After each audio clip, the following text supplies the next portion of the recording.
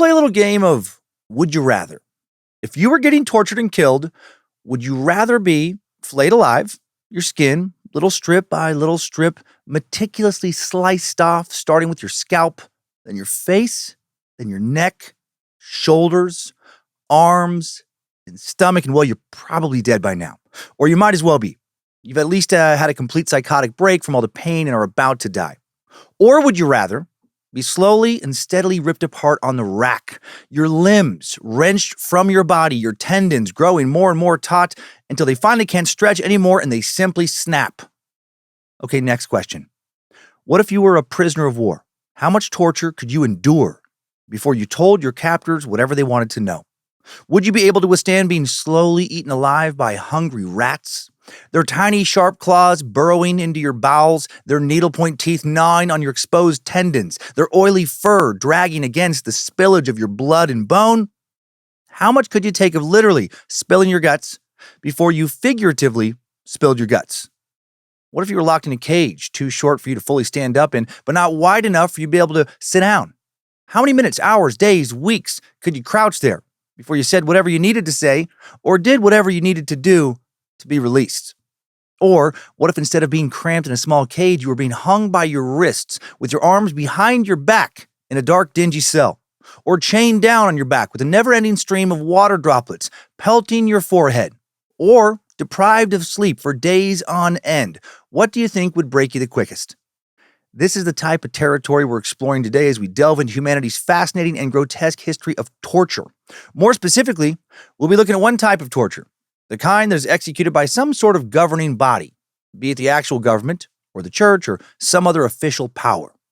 From the violent forms of punishment implemented by the Neo-Assyrians in ancient Mesopotamia to the torture resistance training endured by soldiers in the modern-day U.S. military, we'll be covering so much pain in a historical, dark and dirty, skin-peeling, rat-feeding, crucifying, waterboarding, what the hell is scaphism, and did that window into literal hell actually happen to people edition of Timesuck. This is Michael McDonald, and you're listening to Timesuck.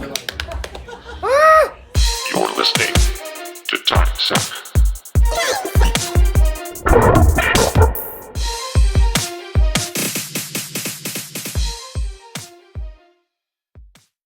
Happy Monday and welcome back to the Cult of the Curious. I'm Dan Cummins, the Master Sucker, groundskeeper at the Slave Masters 18-hole mini golf BDSM extravaganza at 83rd and Metcalf in Kansas City next to Taco Naco, possible descendant of Alexander Motorboat Hamilton. And you are listening to Timesuck. Got a lot of crazy, painful trivia to share with you today, but first, very fun free merch announcement.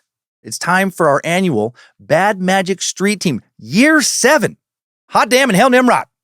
Just like with previous years, a fun picture of a Bad Magic sticker slapped somewhere interesting will win one lucky person a $200 Bad Magic merch credit. As usual, there will be 500 free sticker packs with 10 stickers each available. You only pay for shipping, and it is first come, first serve, and once they're gone, that is it. Please limit yourself to one sticker pack so more people can join in the fun. Once you receive your stickers, all you have to do is slap them all over the place, snap a picture of where you put them, and then post that picture on Instagram and Facebook, or just one. You don't have to do both, using the hashtag Bad Magic Street Team. That's the hashtag Bad Magic Street Team, and then you tag us, and that's it. The goal is to have fun with this. Hopefully, we get some new listeners as well, but mostly it's just for fun. I just love seeing our stickers out in the wild. Let's keep growing this Bad Magic community one fun sticker at a time. And in addition to the normal 500 sticker packs, this year we also have limited edition merch to wear as you rep the greatest podcasts in the universe, hopefully, or maybe like top 10 at least or something. You can choose from Bad Magic Street Team branded merch and Timesuck and Scared to Death Pacific Street Team gear. There's tees, hoodies, water bottles, and more.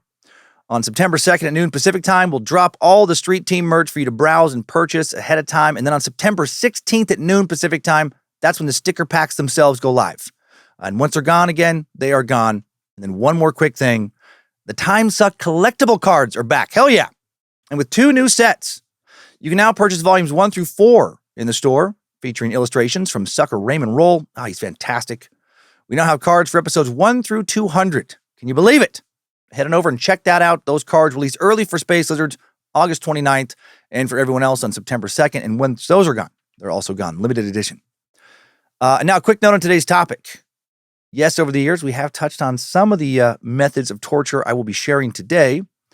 In previous episodes, set in Rome or the Dark Ages or the Spanish Inquisition. Even in the recent Taiping Rebellion episode, we covered some torture, right? Ling Sha. Death by 1,000 cuts. And I'm sure I've touched on historical torture methods in other episodes, but we've never focused exclusively on torture, on the history of torture itself until now.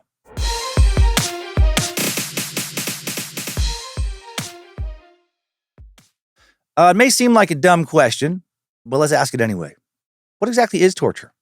Well, according to the United Nations, current definition torture is any act causing physical or mental harm to someone for the purpose of attaining information or punishment. Examples of torture include someone being cut, hit, electrocuted, deprived of oxygen, sexually assaulted, restrained for excessive periods of time, being forced to listen to bagpipe music, specifically solos, for more than 30 seconds, being forced to listen to any music ever recorded by Yoko Ono for more than 10 seconds, or being forced to watch Bob Dylan perform his songs live for even 1 second. Kidding.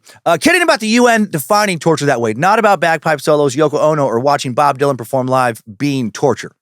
All of that being played at the same time? Oh, true torture.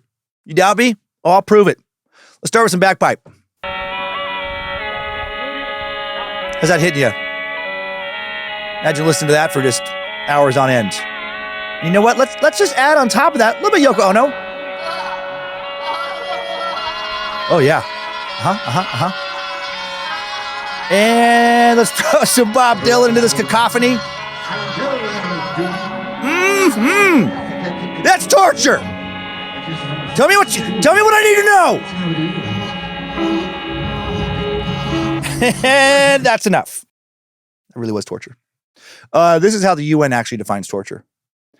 Any act by which severe pain or suffering, whether physical or mental, is intentionally inflicted on a person for such purposes as obtaining from him or a third person information or a confession, pushing him for an act he or a third person has committed or is suspected of having committed, or intimidating or coercing him or a third person, or for any reason based on discrimination of any kind, when such pain or suffering is inflicted by or at the instigation of or with the consent or acquiescence of a public official or other person acting in an official capacity. That is the longest sentence ever. It does not include pain or suffering arising only from inherent in or incidental to lawful sanctions. So in other words, torture, as we are exploring it today, is the act of physically or mentally harming another person as either a way to get information out of them or as a form of punishment for a crime and or wrongdoing they committed or we think they might have committed. And in this way, the quote-unquote music of Yoko Ono, widow of John Lennon, it actually is torture. It actually was literally used as a form of torture on prisoners in the Abu Ghraib prison in Iraq, where members of the U.S. military and the CIA committed war crimes and human rights violations on detainees. And part of that was literally just playing them this kind of shit. Just fucking being locked in a room. Listen to this shit. Oh, God. That is the sound of the Beatles being destroyed. Ugh. Next question. Would you rather be skinned alive or left in a locked room with no food or water and just playing that fucking terrible, horrible fucking shit on like rock concert decibels? Just this stuff. Sounds like she's saying why. Why are you doing that? Why are you ever doing that? Torture in the way the UN defined it has been around since society has. Probably a bit longer. And I imagine some caveman torture was going down to get Ugg to tell Bort or whoever where he'd hidden some shiny rocks or some extra mammoth meat or something. Tell us where the mammoth meat is, Bort, or you get the stone to the dome again. Torture has existed throughout all of recorded human history. And though the methods of torture have changed, the when it's used, how it's used, why it's used, and against who it is used has remained essentially the same. According to one study, no matter the people or the period in time, all forms of torture throughout history share the following 4 major characteristics. Number 1, torture is most commonly used against people who are not full members of a society, such as slaves, foreigners, prisoners of war, and members of racial, ethnic, and religious outsider groups. Number 2, torture is used more rarely against members or citizens of a society. In this case, 2 special conditions must apply. A, torture is only used after a finding of probable guilt. And B, torture is only used in cases of what are considered by said society to be extremely serious crimes, particularly heresy and treason. Number 3, torture is more commonly used when a government or society perceives itself to be under threat. Makes sense? I especially like that they use the word perceived, right? The government might not actually be under threat, but a paranoid ruler, I'm thinking of Pol Pot with Khmer Rouge regime in Cambodia, Joseph Stalin with the USSR, they might think they're under threat and have people tortured they think might be out to get them. And finally, number 4, the rise of human rights norms and the increase in the number of liberal democratic states have had a significant impact in reducing torture. Liberal democratic states do sometimes engage in torture, but do so much less often than other states and almost never use torture against their own citizens. When they do engage in torture, it is primarily against non-citizens and under conditions of extreme threat, such as in response to terrorist attacks. As I mentioned earlier, torture, as we will be exploring it today, can be designated into 2 categories, penal and judicial. Penal torture is the use of torture as a form of punishment for some supposed or proven wrongdoing, be it against God, the government, or some other holier-than-thou entity. Oftentimes, as we will see in the timeline, penal torture is used as a prelude to execution, a little appetizer of mutilation before the main course of death, if you will. Judicial torture, on the other hand, is the use of torture to extract information from unwilling subjects. The goal of judicial torture is not to kill the person per se, but to subject them to so much pain and suffering, they have almost no choice but to tell you what you gotta know, or what they think you want to hear. Of course, there's also a third category of torture. Throughout history, there have been people, many of whom we have met right here on Timesuck, who capture, torture, and occasionally murder innocent victims simply because they're sick fucks, and they get off, sometimes literally getting off, ejaculating, from hurting others. Flashing on Bob Berdello, the Kansas City butcher right now. Holy shit, that guy loved to hurt people. And of course, what this big deal? Andre Chikatilo. Oh, attracted to pain. Today, we will not be talking about those freaks. Instead, we are sticking to torture that is sanctioned by the authority of a governing body or person. A person who is also often a freak. Or a governing body composed of at least some freaks. Not every form of judicial or penal torture we'll be looking at today was justified. In fact, most of it was not. But it was at least all done under the guise of government and or religious authority. Because we're telling Western humanity's story of torture mostly chronologically, the bulk of today's episode is going to take place in our Timesuck timeline. And I say Western because it is difficult to find, as an English speaker, a lot of information on Eastern methods of torture historically that are substantially different than Western sources. Like when I talk about torture devices like the rack, there were equivalents in many Asian nations like Imperial China and Imperial Japan. Turns out there are only so many ways you can chop, burn, bash, bend people up. And also, there are so many slight deviations on torture, I don't want to get too repetitive. And finally, every time I've looked into torture methods over the years here on Timesuck, I find more new examples of shit I'd never heard of before. They don't always show up easily in Googleable lists. Just saying that to let you know that this is not a truly comprehensive list, but we're going to cover plenty. We'll start our journey around 3000 BCE in the age of antiquity, and make our way up through the various periods of history until we reach today's America. At each stop on our timeline, I'll be covering the most widely used or famous torture devices from that period, and once we reach the 20th century, I'll also be adding a few major world events that impacted our modern-day laws surrounding the use of torture. And now, are you ready to jump into the timeline? I don't feel like you are. Is there something you're not telling me? Something you're hiding? What the fuck are you hiding? Come on, just tell me what you are fucking hiding, and we can start the timeline. Oh, okay. Not gonna talk? Well, maybe this will help loosen your tongue. Tell me what I fucking want to know. You made me do this. You made me do this because you're not behaving like you should be. Don't make me add the bagpipes and do it again. Let's hope we can get through this without any further incidents. Strap on those boots, soldier. We're marching down a Timesuck timeline.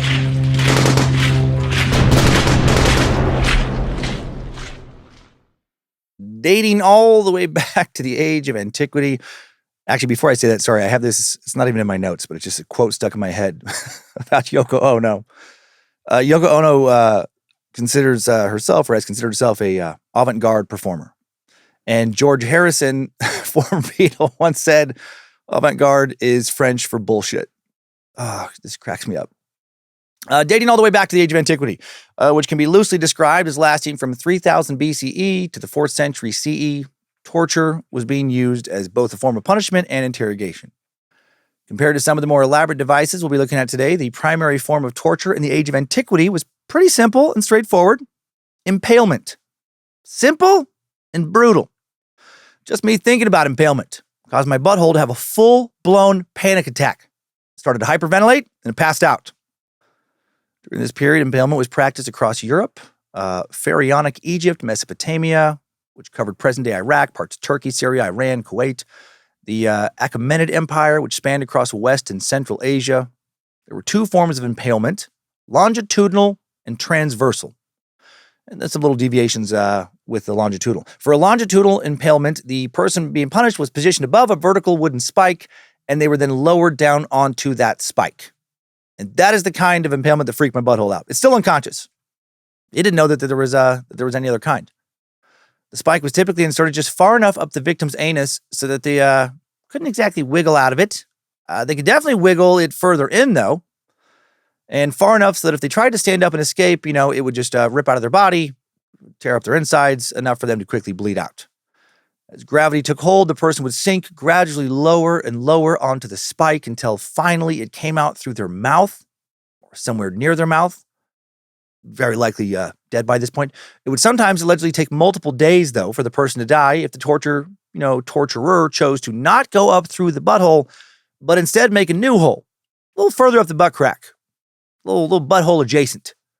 If the stake was inserted into the interior of the body via the butthole, it would damage vital organs once it got up far enough inside of you and lead to a pretty quick death. However, these motherfuckers really refined this.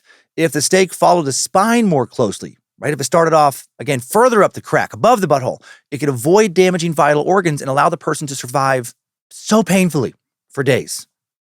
Some Dutch overlords in Batavia, one of the few words, there were so many words to look up pronunciations of. I actually thought it was Bavaria, but it's Batavia.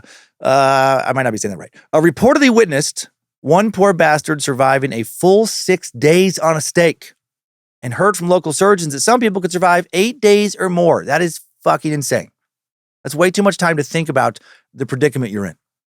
Like what are you thinking on day 6 of your impalement? Just, okay, I've survived this far. I just might make it. Maybe I have some kind of special powers or something. My insides can heal themselves. Or I should try and stand up quick and make a run for it. Oh, fuck. Okay. My legs are asleep. Like they're really asleep. Maybe I can rock back and forth and just, oh, shit. Oh, God, I thought I'd got totally numb, but oh, that hurts. Oh, now I'm bleeding again. Oh, I should pray. Oh, maybe an angel can just gently lift me off this stick. Oh, why not me? Come on, angel. Come on, little help. Little help. Gonna need a little lift. Gonna need a lot of disinfectant. Probably more than a few stitches. God, it's fucking agonizing. In some cases, the pole was rounded instead of being sharpened so as to not damage the internal organs too quickly and prolong the victim's suffering. Pole also sometimes raised up vertically to display the victim's torment, right? Hoist them way up off the ground. I imagine they die pretty quick when you do that. Thinking of Vlad the Impaler right now. The Persians would also sometimes fasten a person's hands and feet, the feet to the ground, a little distance apart, hands to a wall or a pole, so the victim was bent over. Then a wooden stake, about 4 to 6 feet long, was driven with great force up into their butthole and up through their body until it reappeared, protruding from around, their mouth, neck, or whatever. It's like hammering a huge nail into someone's asshole. For transversal impalement, the process was similar, except the stake was pierced through the person's torso while they were laying on their back. So, it goes into their back, through their back, out through their stomach or chest.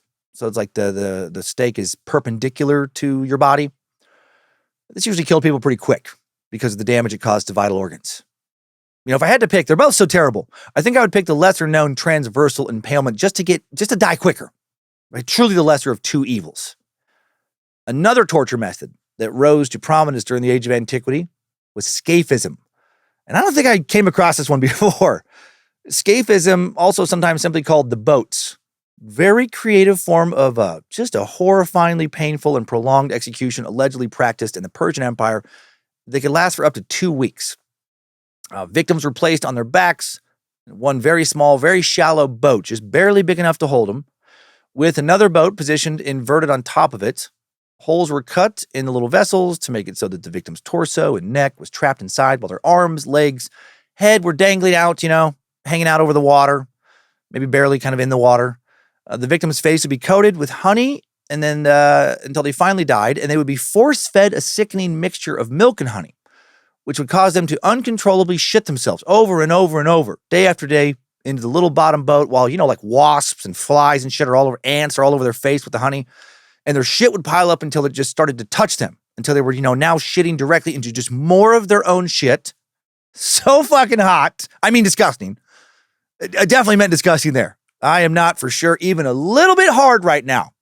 I'm definitely not recording this episode, bug-ass naked and just simply dripping in ancient Persian sour wine. No, I am absolutely not, in case you are wondering, slowly masturbating, just fucking edging this entire episode until the end when I won't finish because I'm not doing any of that kinky, weird shit.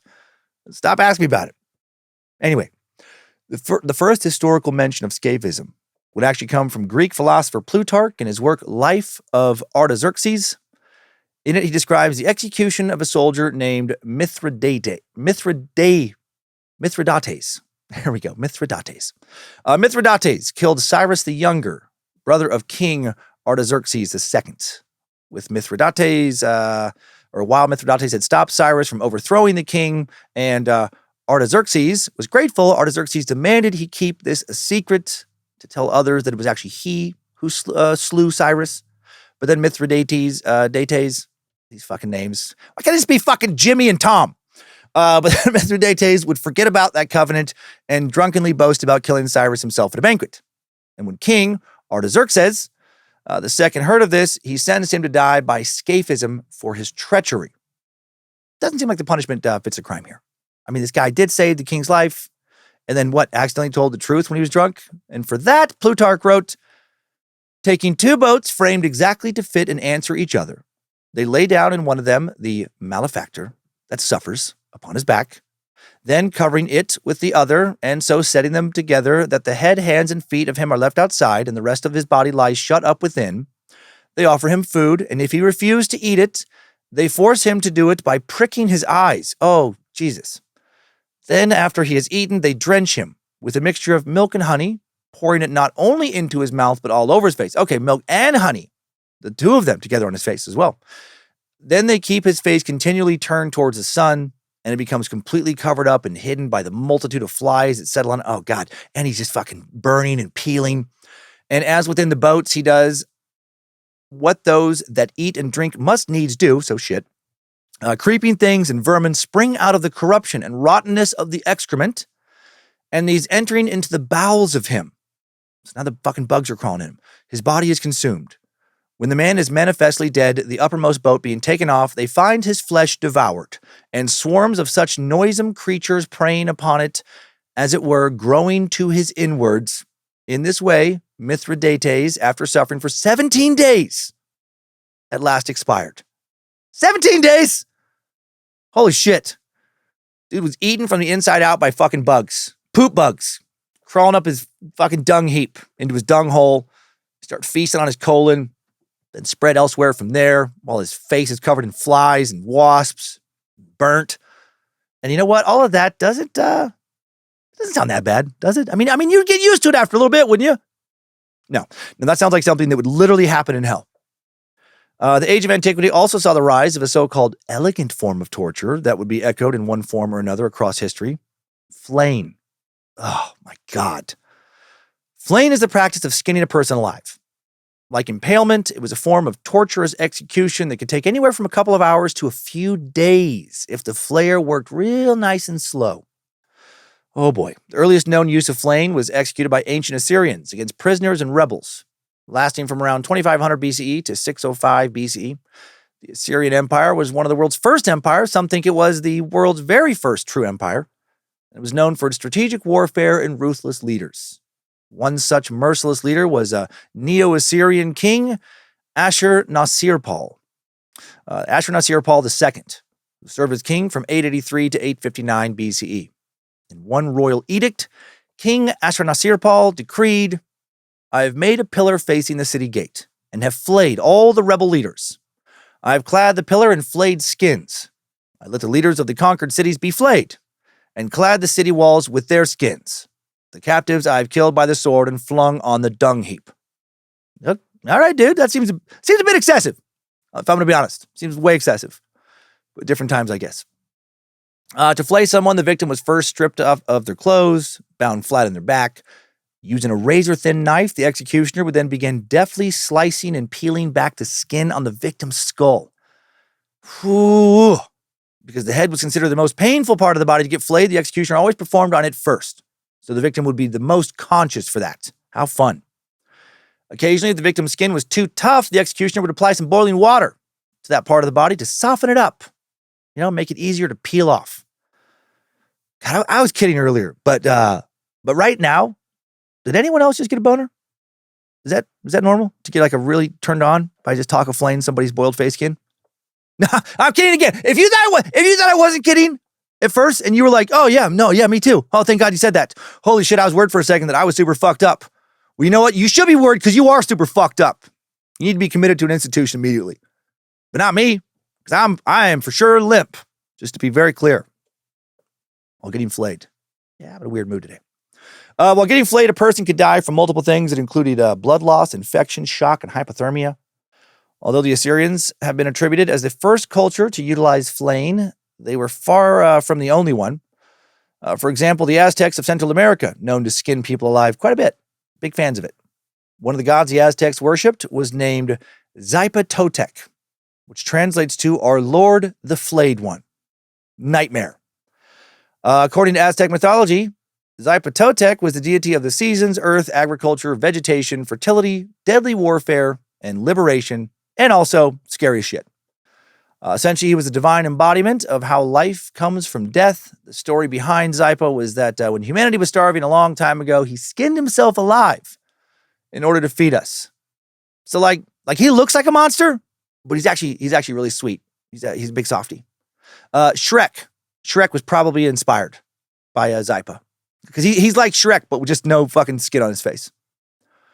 Especially during the turn of the seasons, the Aztecs often flayed human sacrifices in honor of the renewal god. In some cases, the priest that executed the flaying would then wear the skin for the rest of the ritual's festival. Holy fuck. Can you imagine seeing that? Especially as a little kid. Oh, look, it's our priest, our spiritual leader, our conduit to the gods. That guy right over there. The guy wearing Jorge's face on top of his face. Let's go pay our respects. Dude, if you're seeing your priest do that, how terrified are you of the gods they represent? Xipa-Totec was frequently depicted by the Aztecs as wearing the skin of a sacrificial victim stitched together around its body and face with rope. Cool. No kids ever got nightmares over that. Now I'll recognize that technically the flaying that the Aztecs did in honor of Xipa-Totec is not a form of torture as we defined it today, as it was neither a punishment nor an interrogation tactic, but still, that wild-ass deity is just too fascinating and hardcore not to mention. Before moving on to the Greeks, a bit more about ancient Persian torture. Some people the Persians believed deserved more than one death. If their crime was terrible enough, they wouldn't settle to kill them just once. They would make them die 3 deaths before they were allowed to stop breathing. Kind of. I mean, not totally, literally, of course, but close. The victims wouldn't actually die, but they would, the first 2 times, they'd go through the agony of death 3 times. When a royal guard, who was already a eunuch, so dude had already lost his balls, angered Cassandane, the wife of Cyrus the Great, who ruled in the 6th century BCE, she first had his eyeballs pulled out of his head. That was death number 1. Then once they'd allowed him to heal somewhat, she had a whole bunch of his skin flayed off. And that was death number 2. Then after he was nursed back to some semblance of health, he was crucified. And now he is dead. What the fuck did that guy say to her? The ancient Persians also came up with a way to execute convicted thieves in a very torturous way by tying them to 2 trees simultaneously. Executioners would first pull 2 parallel trees tightly together, some big trees, with some very strong rope using a lot of manpower. Then they would tie the thief to these trees with the right limbs tied to one tree, left limbs tied to the other. And then when the trees were released and allowed to snap back to their original positions, the victim would, if all went according to plan, literally be brutally torn in half. Yikes. Now moving on to ancient Greece, the culture that gave us the Olympics, democracy, philosophy, and you might be surprised to hear interrogational torture. During the time of the ancient Greeks, which lasted from approximately 1200 BCE to 600 CE, torture was used as both a means of obtaining information and as punishment. Not only was the use of torture lawful during this period, it was actually revered, at least in some city-states. Try not to get bogged down in historical minutiae on this one, but laws and cultural practices did vary quite a bit from city-state to city-state and fluctuated depending, of course, on who was ruling each city-state. One of the fundamental and highly criticized aspects of classical Athenian law was a policy known as basanos, which roughly translates to interrogation under torture.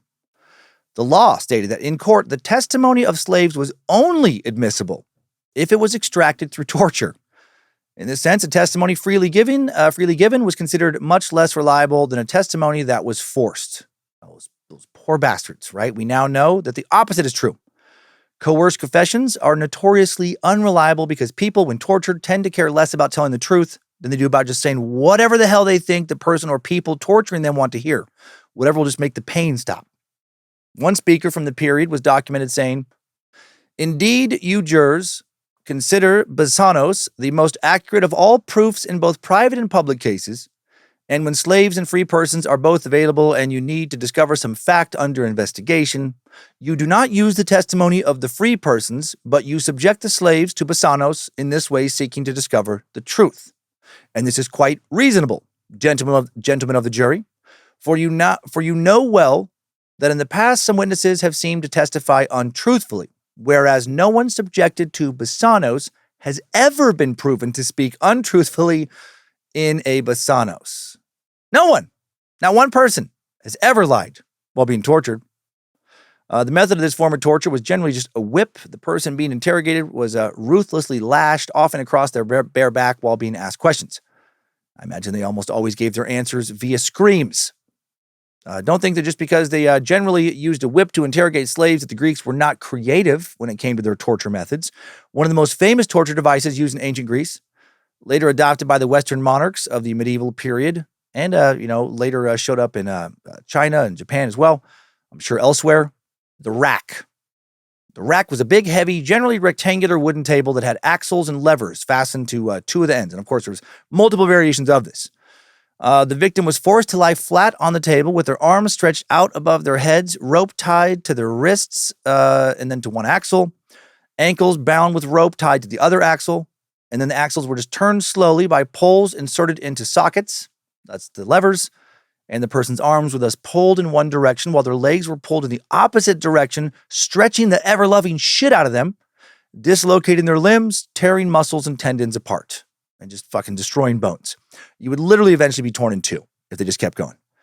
During this process, the lungs would essentially be crushed by the pressurized rib cage, bones would splinter and break, vertebrae would snap, and nerve endings would become completely exposed.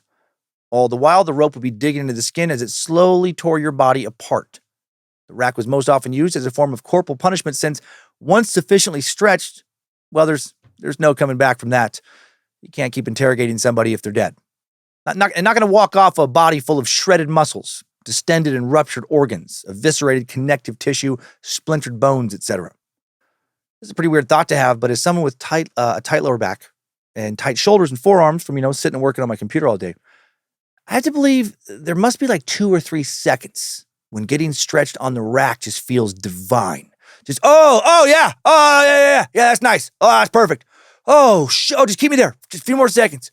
Oh, okay, too much now. Too much. Way too much. I'm pretty sure shoulders are not supposed to do that.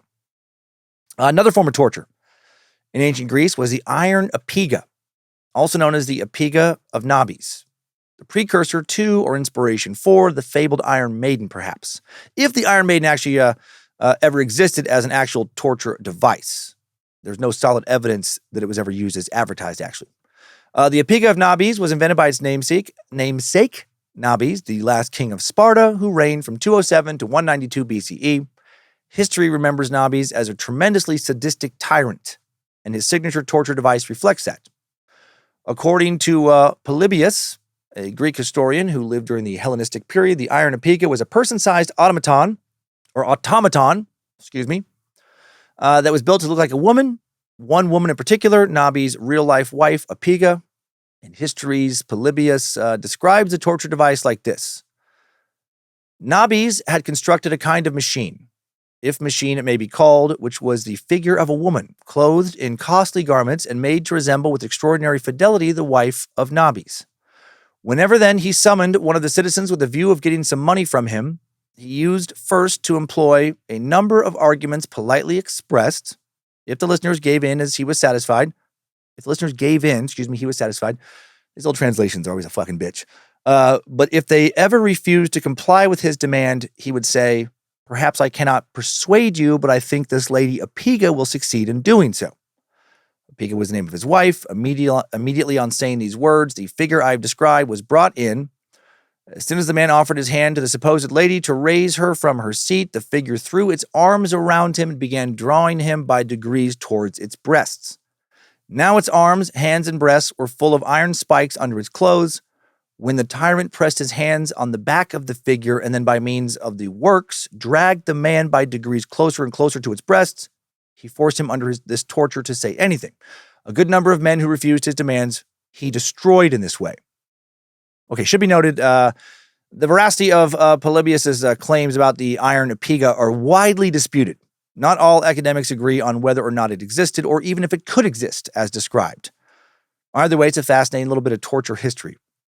And a slightly toned-down version of this could have definitely existed. The ancient Greeks did create some mechanical marvels in their day. So, why not build some crazy animatronic Chuck E. Cheese-like murder statue? Like the Greeks, the emperors of the Roman Empire, also no strangers to torture. I doubt anyone's surprised to hear that. In fact, it was through the Roman Empire that we now have what is arguably the most universally known method of torture of all time, crucifixion. Although it was originally practiced many, many centuries earlier by the Assyrians and perhaps even the Babylonians, it was the Roman Empire that truly gave crucifixion its claim to fame. This method of torture was originally introduced to the Eastern Mediterranean by Alexander the Great in the 4th century BCE, and by the 3rd century BCE, the Roman Empire had caught wind of this new and exciting form of corporal punishment. The practice of crucifixion was finally abolished by Constantine the Great in the 4th century CE, but for about 500 years, the Romans, they crucified anyone deemed deserving of it, which mostly meant slaves, foreigners, and, of course, infamously Christians. If you're unfamiliar with this method of torture, there's a really famous example of this one guy getting crucified in like 30 or 33 CE. You may have heard of him, Jesus Christ, possible middle name begins with an H. Such a big deal, they even wrote a bunch of books about it. They were collected into this widely published compendium of sorts that it was also kind of like a sequel to another collection. Crucifixion was a method of execution by way of torture, as well as, for the Romans, an excellent way to assert social control because it was fucking terrifying to witness people being crucified. During a crucifixion, the victim is suspended by their arms on a vertical wooden cross structure, T-shaped, hang there until they are dead, and this can happen in some different ways. But maybe not as how we have been led to believe. There's actually very little archaeological evidence to support the practice of nailing crucifixion victims, especially through the hands. Which is pretty funny, right? That whole stigmata thing, the blood pouring out of the center of Jesus' palms from nails that held his body to the cross. Maybe it didn't go down that way. In fact, some re-examined remains of ancient crucifixion victims have shown zero evidence that any nail actually penetrated the victim's hands or even arms. The only archaeological evidence for nailing is from an ankle bone, just singular, one ankle bone, from the tomb of Jehohanan, a man executed in the 1st century CE. His remains included a heel bone with a nail driven through it from the side. The tip of the nail was bent, possibly because it maybe struck a knot in the upright beam it was being nailed into. Typically in antiquity, recent evidence has suggested that arms were not nailed to the crossbeam, but rather tied to it with rope, and that the legs were bent, twisted to one side, and perhaps held in place by a single nail that passed through a wooden plaque through both left and right heel bones and then into the upright of the cross. Or the feet may have just also been tied with rope. Not everybody had a big handy iron crucifixion nails lying around. Resources were limited. Maybe it was just a lot easier to get some rope, and it was easier to reuse the rope. The process could take anywhere from around an hour to 4 days, according to ancient observers. However, modern scientists and or doctors don't seem to believe that anyone could actually survive longer than about a single day after being crucified. According to the National Library of Medicine, during crucifixion, quote, death was due to multifactorial pathology, after effects of compulsory scourging and maiming, hemorrhage and dehydration, causing hypovolemic shock and pain, but the most important factor was progressive asphyxia caused by impairment of respiratory movement, resultant anoxemia, exaggerated hypovolemic shock. Death was probably commonly precipitated by cardiac arrest caused by vasovagal reflexes initiated inter alia by severe anoxemia, severe pain, body blows, and breaking into large bones. And now an explanation in plain fucking English. For those of us who don't have a medical degree, that explanation was actually a bit torturous for me. But I imagine some of you understood it perfectly. But for the rest of us, death from crucifixion came from suffocation, loss of bodily fluids, multiple organ failure, and it was brutally painful. The weight of the body pulling down on the arms makes breathing extremely difficult, says Jeremy Ward, a physiologist at King's College in London. In addition, the heart and lungs would stop working as blood steadily drained through wounds. How long you live depended on on arm position, actually. One of the most severe methods of crucifixion was to put the arm straight above the victim. That can kill in 10 minutes to half an hour. It's just impossible to breathe under those conditions, Ward says. I didn't even think about the breathing. If someone were actually nailed to a crucifix with their arms stretched out to either side, they could expect to live for no more than 24 hours. Large, heavy nails would likely have been driven through the wrists instead of the palms, so that the bones there could support the body's weight. Many think that nails through the palms would have ripped through the soft flesh of the hands due to the weight of the arms and upper body. A large nail through the wrist would sever the median nerve, which not only would cause immense shock waves of pain, just pulsing shock waves of pain, but it also would have paralyzed the victim's hands. The feet, if they were nailed at all, would have been nailed to the upright part of the crucifix so that the knees were bent at around 45 degrees. To bring death about quicker, some ancient accounts say that executioners would break the legs of their victims to give them no chance of being able to use their thigh muscles to try and support themselves to breathe better. That was probably unnecessary, though, as their strength would have not lasted more than a few minutes, even if they were unharmed when they began to be crucified. Once the legs gave out, the weight would be transferred to the arms, gradually dragging the shoulders from their sockets. The elbows and wrists would follow a few minutes later. By now, the arms would be, according to this article, 6 or 7 inches longer. Oh my God, they've just been ripped fucking so loose from with all the tendons and stuff. The victim would have no choice but to bear his weight on his chest now. He would immediately have trouble breathing as the weight caused the rib cage to lift up and force him into an almost perpetual state of inhalation. Suffocation would usually follow, but the relief of death could also arrive in other ways. Quote, the resultant lack of oxygen in the blood would cause damage to tissue and blood vessels, allowing fluid to diffuse out of the blood into tissues, including the lungs and the sac around the heart, says Ward. Man, I never really thought about exactly how you would die that way. I was like, oh, you die of exposure. No, you wouldn't. No, you wouldn't be able to fucking breathe. This would make the lungs stiffer, make breathing more difficult, and the pressure around the heart would impair its pumping. So nail or no nail. And if you do have a nail, nailed through the palm or nailed through the wrist, the suffering would be immense and you're not going to last very long. Like I mentioned earlier, Christians were crucified quite a bit under Roman rule. One ruler in particular was famous for his hatred of Christ and his followers. That was, of course, the notoriously tyrannical Emperor Nero. Nero was the 5th emperor of Rome. He ascended to the throne at just the age of 16 in 54 CE, would die 14 years later at the ripe old age of 30. Though his rule was comparatively short, the legacy he left is profound. Dude did a lot of bad shit in his teens and 20s. One of the things he's most infamous for, in addition to perhaps being seduced by his own mother, which may have just been a nasty political rumor, is how he loathed Christians and subsequently punished them. Young Nero was the inventor of the Roman candle. And I'm not talking about the super awesome fireworks that's banned in 11 different states, but not Idaho. Never Idaho. We loves us some fire here. Not as big on books lately, but very big on fire. Fire! Look at it burn so hot! The Roman candle I'm referring to is, like the crucifixion, a showy method of execution that is meant to send a message to all that witnessed it, or was. The persecuted persons would be bound to a stake covered in oil but not like a hot, hard father, daddy. Wax, pitch, other flammable materials. Or maybe they were. Maybe they were hot, hard daddies, just fucking hot, hard, fiery daddies. So hot. Their feet were then set ablaze. They would slowly burn to death.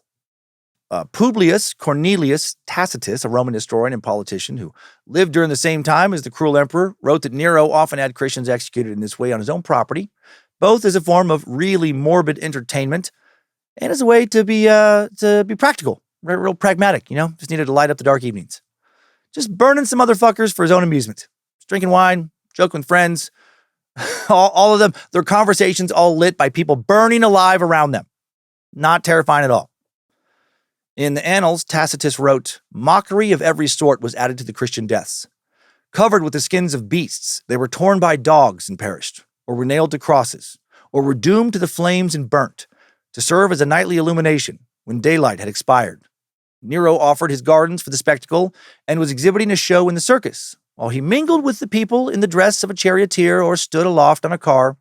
Hence, even for criminals who deserved extreme and exemplary punishment, there arose a feeling of compassion, for it was not, as it seemed, for the public good, but to glut one man's cruelty, that they were being destroyed." Man. As you can see, the Romans were fans of torture methods that gave onlookers quite a sight to behold. The Romans certainly loved a spectacle. Are you not entertained? Another form of Roman torture that embodied their penchant for drama was death by molten gold. And if the first thing that pops into your head when you hear that is Khal Drogo pouring molten gold on Viserys Targaryen's head in Season 1, Episode 6 of Game of Thrones, well, you've got the right idea. And if you are super turned on thinking about it, like real wet or real hard, well, you're not alone.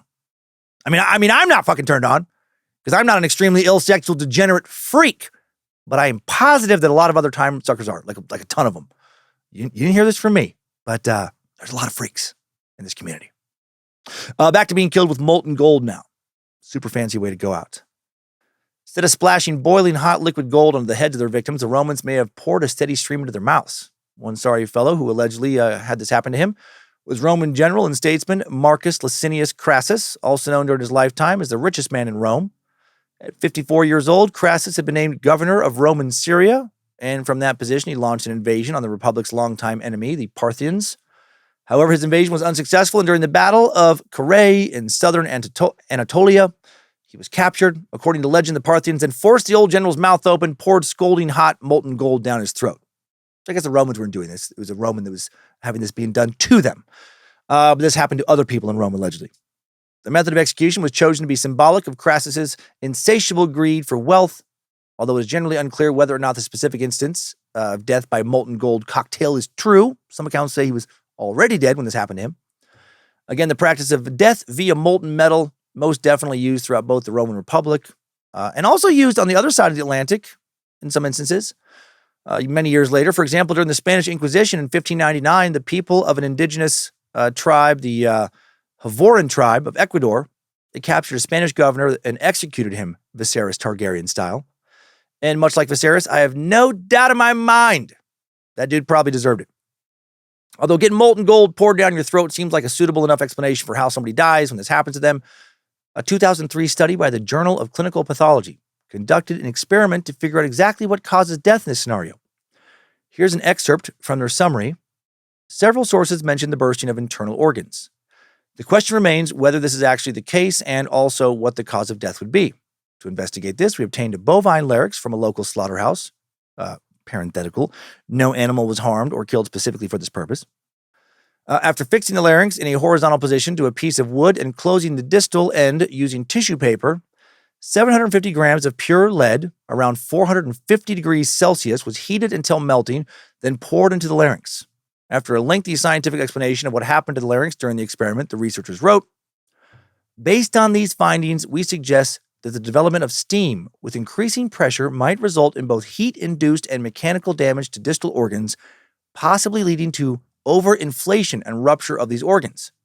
Direct thermal injury to the lungs may lead to instantaneous death as a result of acute pulmonary dysfunction and shock.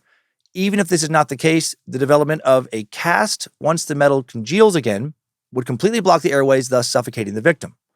In conclusion, we have shown that in the execution method of pouring hot liquefied metals into the throat of a victim, death is probably mediated by the development of steam and consequent thermal injury to the airways. So yeah, that doesn't sound too fun at all. Dying from a fucking bunch of hot steam and heavy heated metal. Now let's head north. During the age of the Vikings, which lasted from approximately 793 to 1066 CE, the Norse warriors not only pirated, raided, pillaged with chaos and abandon, they also invented some intricate and highly involved forms of torture that we're still terrified of today. Undoubtedly, the most famous example of this is the Blood Eagle, a ritual you may have seen depicted in History Channel's TV series Vikings. God, so good. The video game Assassin's Creed Valhalla, heard is amazing, haven't had a chance to play much. Or even in everyone's favorite psychedelic horror fest, Midsommar. Did see that. Weird but good. I also shared details of this torture method several years ago in episode 135 on the Vikings.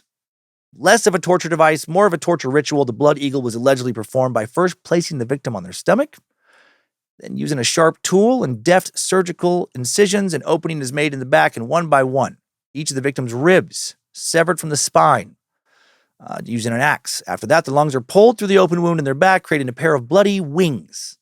Throughout this process, the victim is somehow kept alive and breathing, even when their lungs have been taken out of their bodies. And the victim's last breath is said to make the shaped rib ornament jutting out of the man's back flutter. Just a little flutter as the payoff at the end. And it's said in the sagas, there was always an audience to watch this. Now, like with the Iron of Piga, there's a lot of debate on whether or not the Blood Eagle was an actual punishment implemented during Viking rule, or just a dark legend that has withstood the test of time. Its usage is documented solely in Old Norse poetry, and that poetry is definitely not always talking about real shit. Right? They also talked a lot about like sea serpents, like the Kraken. The first reference to the ritual was in 867 CE when Ivar the Boneless convicted King Ael of Northumbria to be executed by way of Blood Eagle. Ivar was hell-bent on punishing King Ael for the murder of his father, the legendary warrior chief and terrorizer of 9th century Europe, Ragnar Lothbrok. King Ael had killed the great Viking by throwing Ragnar into a pit of poisonous vipers, which sounds pretty terrible. However, I would probably take that over the Blood Eagle, which is how King Ael himself is said to have died in the old legends. Okay, jumping forward in time now, a little bit. Let's head to the medieval period, a time that might be aptly called the Golden Age of Torture. This period lasted from 476 CE to around 1500 CE, also often called the Dark Ages, although some people have the Dark Ages ending during the 10th century. So much torture. So much super sexy, gory. How fucking hot would it be to watch people get killed like this? But only if you're a degenerate and I'm not. Kind of torture. So much absolutely horrific. There's literally no need or justification for doing any of this shit torture. And almost all of it done in the name of God torture. It was during the medieval period that people got creative, and I mean real creative with torture. And with not with much else, unfortunately. During the 11th century, the English Royal Navy used a method of torture we now call keel hauling as a gruesome way to execute members of the crew that stepped out of line. And as somebody terrified of dark water, and of being trapped underwater, especially trapped like down in dark water, this one, even though it's not as visceral, gory as other torture methods, still made my stomach turn a bit. This would be such a nightmare. The offending sailor would be stripped, bound by rope, tied from the ship's mast with chains attached to their legs. The rope would be then looped under the vessel so that once they were released, they would be dragged under and against, oftentimes, the keel. Most often, the victim was dragged from one side of the ship to another, from starboard to port or vice versa. But if the transgression they committed was really egregious, they would be dragged the entire length of the ship's underbelly from bow to stern.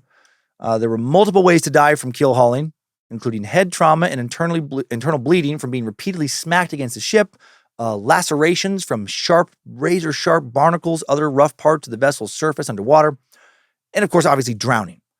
Before a sailor was keel hauled, they might be subjected to a lesser and non-fatal form of torturous punishment, such as getting whipped, being lashed, being tied to the mast, left there for a while.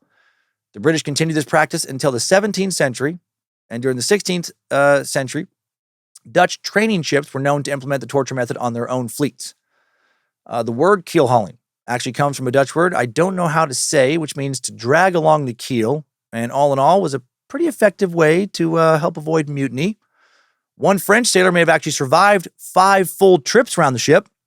This account was published in the November 1869 edition of Onward magazine. And here's what the writer of the article said they witnessed.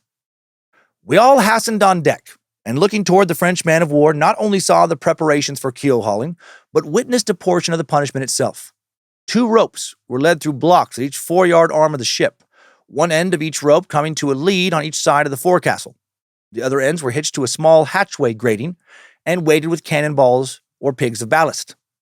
The man had been placed in a sitting position, lashed on the grating, and when all was prepared, which was just at the moment we caught sight of him, he was run up to the starboard yard arm. He was reported ready. At a signal from the captain of the vessel, a gun was fired, and the starboard rope let go. Down came the unfortunate wretch, striking the water with a shock so violent as to cause serious injury. Down he sank to the full extent of the rope, and was then hauled under the ship's keel and jerked up to the foreyard arm on the other side, where he hung suspended like a drowned rat in a rope. Here, after being kept for 10 or 15 minutes, the terrible douche would have been repeated. Not calling him a douchebag here. He was actually just like kind of literally being douched. Perhaps 4 or 5 times, injuries of the most serious nature or death itself certain of being the result. So he may have survived all that somehow. During the medieval period, another torture method that was actually used all over the place was that of the breaking wheel, also known as the execution wheel or the Catherine wheel. The breaking wheel was a particularly brutal form of punishment, and its use has been documented everywhere from medieval Russia to Sweden, Scotland to India, Romania, Germany, Austria, France, Britain, I'm sure many other places. A form of it originated during Roman times, but it was later that it really fell into murderous fashion, if you will. The intention of the wheel could vary from severely mutilating the victim to killing them. In medieval Britain, it was used as punishment for capital crimes like murder, arson, treason, or crimes against the church. In Britain and the surrounding countries, breaking wheel executions and punishments were massively popular events that the townsfolk would gather to witness. That always makes me shake my head, right? The crowds gathering to watch someone be tortured like this. Whenever I hear people complaining about declining morality these days, I think of shit like this. We are, despite all of our current faults, nowhere near as barbaric as we used to be. I wonder when I hear about stuff like this, would I have watched? Would I watch if it was happening today, one of these torture sessions? Honestly, I probably would. I mean, depending on the victim, perhaps. If I thought the person was innocent, I might not be able to watch. Or maybe I'd feel so bad for them. I don't know. I'd want to be there to show some weird kind of morbid support. I don't know. But if I thought the person was definitely a guilty chomo, rapist, murderer, some other ghoul like that, I might grab some popcorn, a cold drink, watch it all with a devilish grin. What I wouldn't do is watch using binoculars from a short distance behind the rest of the crowd, hide in the bushes or whatever, wearing a trench coat and a wig and a big hat and sunglasses and jerk off. I wouldn't do that ever, because that's weird, right? I mean, it feels like that's pretty weird and creepy, I think. So I wouldn't do that. Maybe you would. Back to the breaking wheel. And you did get fucking broken this thing. The most common form of the device in the Middle Ages was like a massive wagon wheel, placed horizontally on a tripod. Victim then laid on top of the wheel with their arms and legs outstretched and bound. 2 executioners would be positioned on either end, and the wheel would begin to rotate. The executioners would then take turns slamming an iron mallet or a wooden club against each of the victim's limbs, breaking all of their bones, mangling their flesh, then later maybe bashing in their chest cavity. It's like they were playing some kind of 2-player whack-a-mole game, but the mole was a real person instead of a piece of plastic. And when the game ended, that person was dead. Oftentimes, in addition to breaking bones, the victim's arms and legs would become completely dismembered from their bodies. And they wouldn't be cut off. No, they would be beaten off. And that is intense. If I had to choose between having my arms cut off or have them beaten off, what a terrible choice. I'm going to go with cutting. And in some cases, after the victim's arms and legs were pulverized, instead of the executioners hammering the chest or some other part of the torso and putting the victim out of their misery, the victim's legs and arms would be woven into the spokes of the wheel, and they'd just be left to die like that. It's unreal. And insanely, some victims, after having their arms and legs beaten into a pulp, would be released. They would live at least for a while. There's medieval literature on how to try and treat their mangled limbs. My God, I bet most of those people, if not all of them, ended up just wishing they would have been killed. This process could last for a couple hours, up to a couple days. In the cases of intended execution, the victim would eventually be given a coup de grace, a merciful killing blow. Accounts exist of a supposed 14th century murderer who remained conscious for 3 days on the breaking wheel. In 1348, during the time of the Black Death, a Jewish man named Bonadies, or Bonavides maybe, or Dees, underwent the punishment, and authorities stated he remained conscious for 4 days and nights afterwards. One famous case of this form of torturous execution took place in 1581, when German serial killer Peter Neers was beaten with the wagon wheel for 2 days before he was eventually dismembered and killed. Neers was convicted of killing 544 people, that's a lot, and slicing open the bellies and removing the fetuses from 24 different pregnant women. And I doubt that's true, but that's what the old history books say. I doubt it's true because he was also convicted of being an extremely powerful black magician with many, many supernatural abilities, but was somehow still caught and didn't use any of his abilities to escape. So, there's that. Allegedly, he was tortured and executed over the course of 3 days in September 1581. On the first day, he was flayed and burned, strips of flesh torn from his body, heated oil poured into the wounds. Then on the second day, his feet were smeared with heated oil, then held above glowing coal, essentially cooking his feet. The third day, September 16th, 1581, he was broken on the wheel, but not in the fashion, in the way I described earlier. Sometimes the victim would be tied to the ground or tied to some sort of platform, and just a regular-ass wagon wheel would be used to kind of just beat them. They would just pummel them with the wheel. In this case, the wheel would be slammed down upon this guy's arms and legs, supposedly 42 times. And he was still alive after all that, because, he's a powerful warlock. And then he was finally dismembered by quartering. So they cut his head off, and then his body sliced up into 4 pieces. Either that dude really was a nasty serial killer, or someone in a position of power really hated him. But again, I highly doubt he died that way, but just an interesting historical account. After being broken, the dead, mangled body of the victim was often left on the wheel to be scavenged by wildlife and to serve as a warning to anybody who saw it. Another way to use the breaking wheel was to just take the wheel and roll over somebody's appendages, just, over and over and over, mangling them as if a wagon was just running them over dozens of times. In a documented case from England, a man named John Callis, who was accused of murdering his own son, was beaten for 2 hours while spinning on the rotating wheel before he finally admitted to his crimes and revealed the names of his accomplices. And then he died from his wounds soon after. The device got its nickname the Catherine wheel, due to the legend that when St. Catherine of Alexandria was sentenced to die on the wheel for refusing to renounce her Christian beliefs, the wheel magically shattered as soon as she touched it at the beginning of the 4th century. And I'm going to go out on a limb and say that for sure never happened. Also, St. Catherine, one of the historical figures, St. Joan of Arc, will later claim visited and spoke with her. Next torture device now. Oh, ladies. Oof. This one's going to be rough for you. Hold on to your tits. This one's called the breast ripper. The breast ripper was used from the 1300s all the way to the beginning of the 1700s. Unlike some other forms of torture we've looked at, the breast ripper not used for interrogation, only for punishment. According to the National Library of Medicine, the breast ripper, also known as the iron spider, or simply as the spider, was used on women condemned for things like adultery, sex out of wedlock, pregnancy out of wedlock, self-induced abortions, or other, quote, erotic crimes. The breast ripper was an iron claw-like mechanism used to, as the name suggests, brutally rip the tits off its victims. Looks similar to a pair of metal tongs with 2 sharpened talons at each end. It honestly looks like something many of the 20th century sexually sadistic serial killers we have covered would have loved to use on some ladies. To punish a woman for her heinous crime of enjoying pleasuring the pussy she was born with, of liking to ride her own bicycle from time to time and maybe jumping off some rams or crash into a few ditches for fun, these talons were clamped into one of her breasts, then slowly pulled away, shredding her skin and tearing her breast, tissue, blood vessels, lymph nodes, and all completely off of her chest. I don't even have tits, but my tits are aching right now thinking about this. In some cases, instead of being held by a person, the breast ripper was fastened to a wall, and then the woman was just slowly pulled away from it. Ugh. Another variation of the breast ripper was a set of spiked bars that protruded from a wall. The woman's chest was then pressed against the bars, then dragged back and forth until her breasts were completely torn apart. My God! Although the breast ripper gained traction in the medieval period, there is evidence of similar devices being used on women in ancient Rome, of course. So many of the Romans loved to torture the shit out of people. In fact, one of the most highly exalted martyrs from Christian antiquity, St. Agatha of Sicily, supposedly had her breasts removed using iron tongs. Rome was still around sometime around 250 CE. She also was stretched on a rack, had her body torn with iron hooks, burned with torches, and whipped. Why?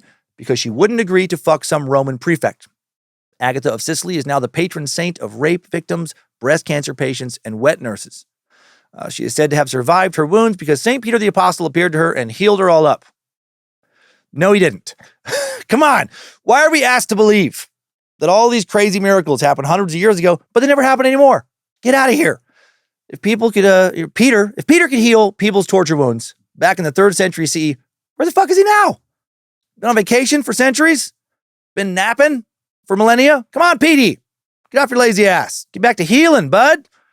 Plenty of people could use your magical healing abilities right now. Head on over to Ukraine or Gaza. Get to fucking work already. The persecution of women and violent misogyny was rife during the medieval period. So unfortunately, the breast ripper, not the only instrument used to mutilate female sex organs from this time. The pear of anguish, aka the choke pear or the mouth pear, another nasty-ass torture tool. Lucifina hates this one even more than the breast ripper. The metal torture device consisted of a long sharpened rod with 3 separate leaves or spokes on the end that could be screwed open or closed. When closed, the leaves would form the shape of a pear. When open, well, they would tear a very sensitive part of your body up pretty good. The vomit-inducing pear of anguish was most often forced into a woman's vagina, then screwed open while inside of her, but also was sometimes shoved into the rectum or mouth of its victim. According to the National Library of Medicine, it was used on women found guilty of, quote, sexual union with Satan.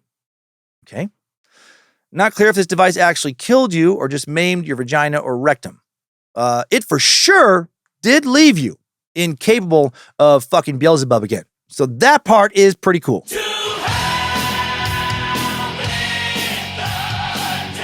Not anymore, lady. Staying with the theme of sexual mutilation, there was a medieval device known as Newton's orbs, where a man would have to stand facing a wooden rack. He'd be tied to it at the waist and the legs, securing him tightly to the rack, and then his testicles would be pushed through a small hole in the wood. Oh boy. 2 heavy lead balls on strings would swing down, smash his testicles in between them. The strings would then be pulled back to have the balls smash the accused person's testicles again and again and again. Not hard enough to rupture them, seems, but hard enough to cause the victim to vomit, lose consciousness. Some cases, this would go on for days. The alleged heretic, passing back and forth between consciousness and unconsciousness. Oh, I talk after a few minutes of that. My butthole finally woke up. Still a little shaky, but recovering. But now my balls are passed out. Now, one more women's only torture device, Jupiter's twist. We've talked about this one before. With Jupiter's twist, similar to Newton's orbs, the accused would be tied to a wooden rack, facing it. This time, the accused's breasts were exposed with 2 holes so that inquisitors could do what they wanted on the other side of the rack. And what they wanted was to take a long, sharp, ivory needle-like stick. It would be inserted through either one or both of the heretic's nipples, and then the priests or inquisitors, or whoever, would just use the leverage provided by the strong piece of ivory to slowly twist the nipple, sometimes allegedly making it up to 5 full rotations before the nipple would be completely ripped apart from the breast, at which point the accused would be forced to eat it. And before moving on, a much more recent popular torture device is known as the Richard Bird, or the Dick Bird. It's when a podcaster who should stay focused on gaining and keeping your trust instead sometimes takes you on a wild goose chase because he's a bit mentally unstable and overly prone to boredom. I told those same 2 lies in the Spanish Inquisition suck over 6 years ago, May 1st, 2018. I just wanted to see how good some of you longtime listeners were remembering bullshit like that. Okay, real horror again now.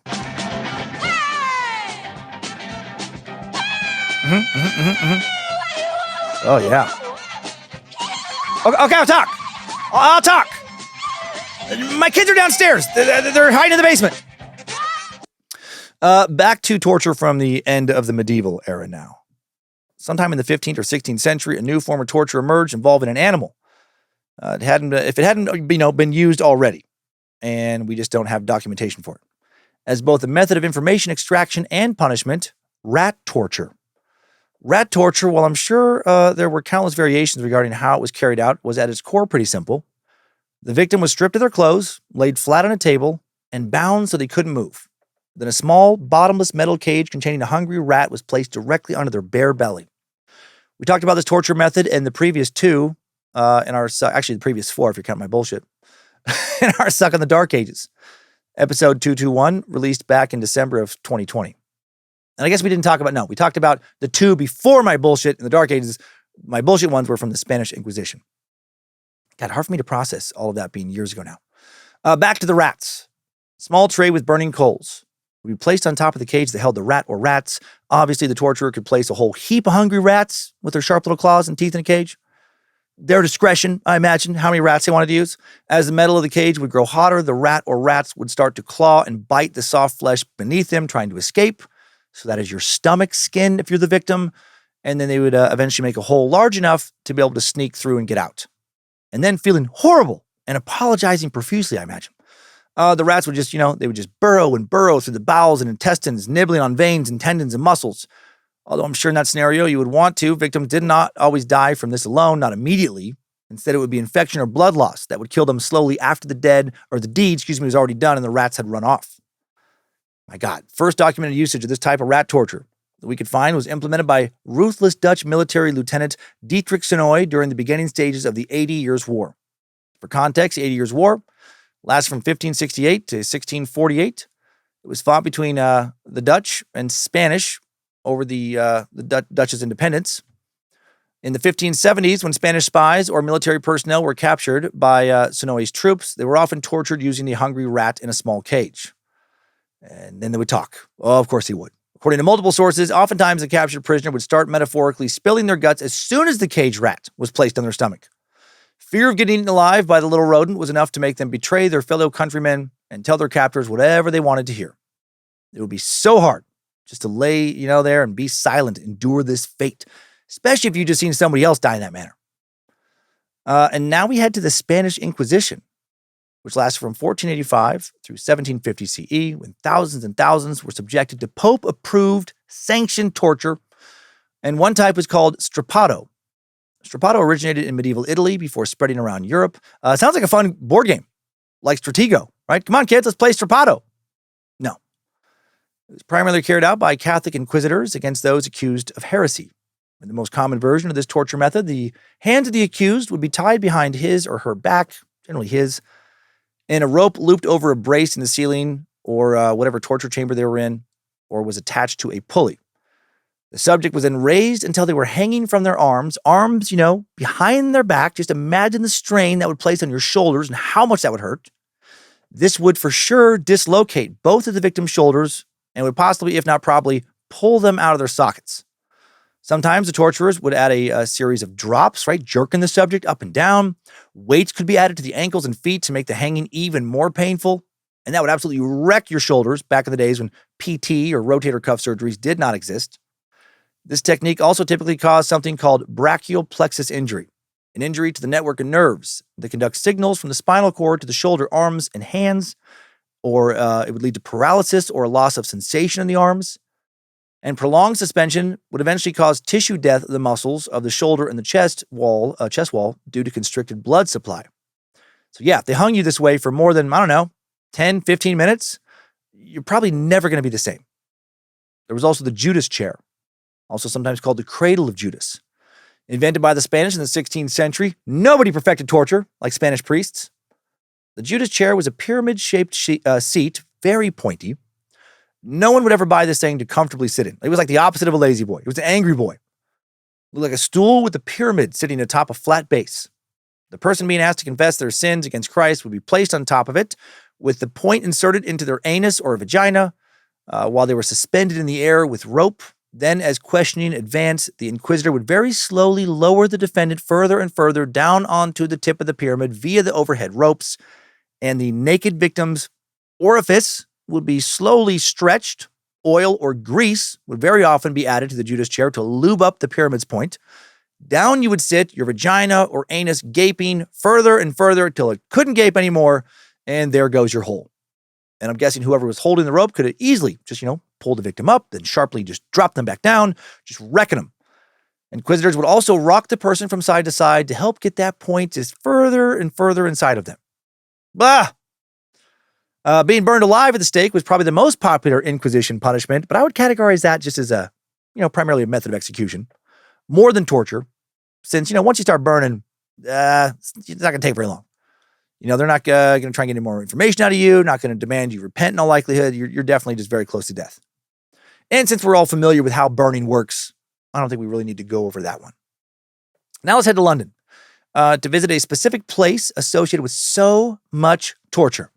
In the 16th and 17th centuries, out of the medieval era now, torture became more and more commonplace at the infamous Tower of London, centuries after it was first built. If you are unfamiliar, the Tower of London, aka His Majesty's Royal Palace and Fortress of the Tower of London, was first built as a grand palace and royal residence, but it also doubled as a prison beginning just 12 years after its first tower was built back in 1100 CE.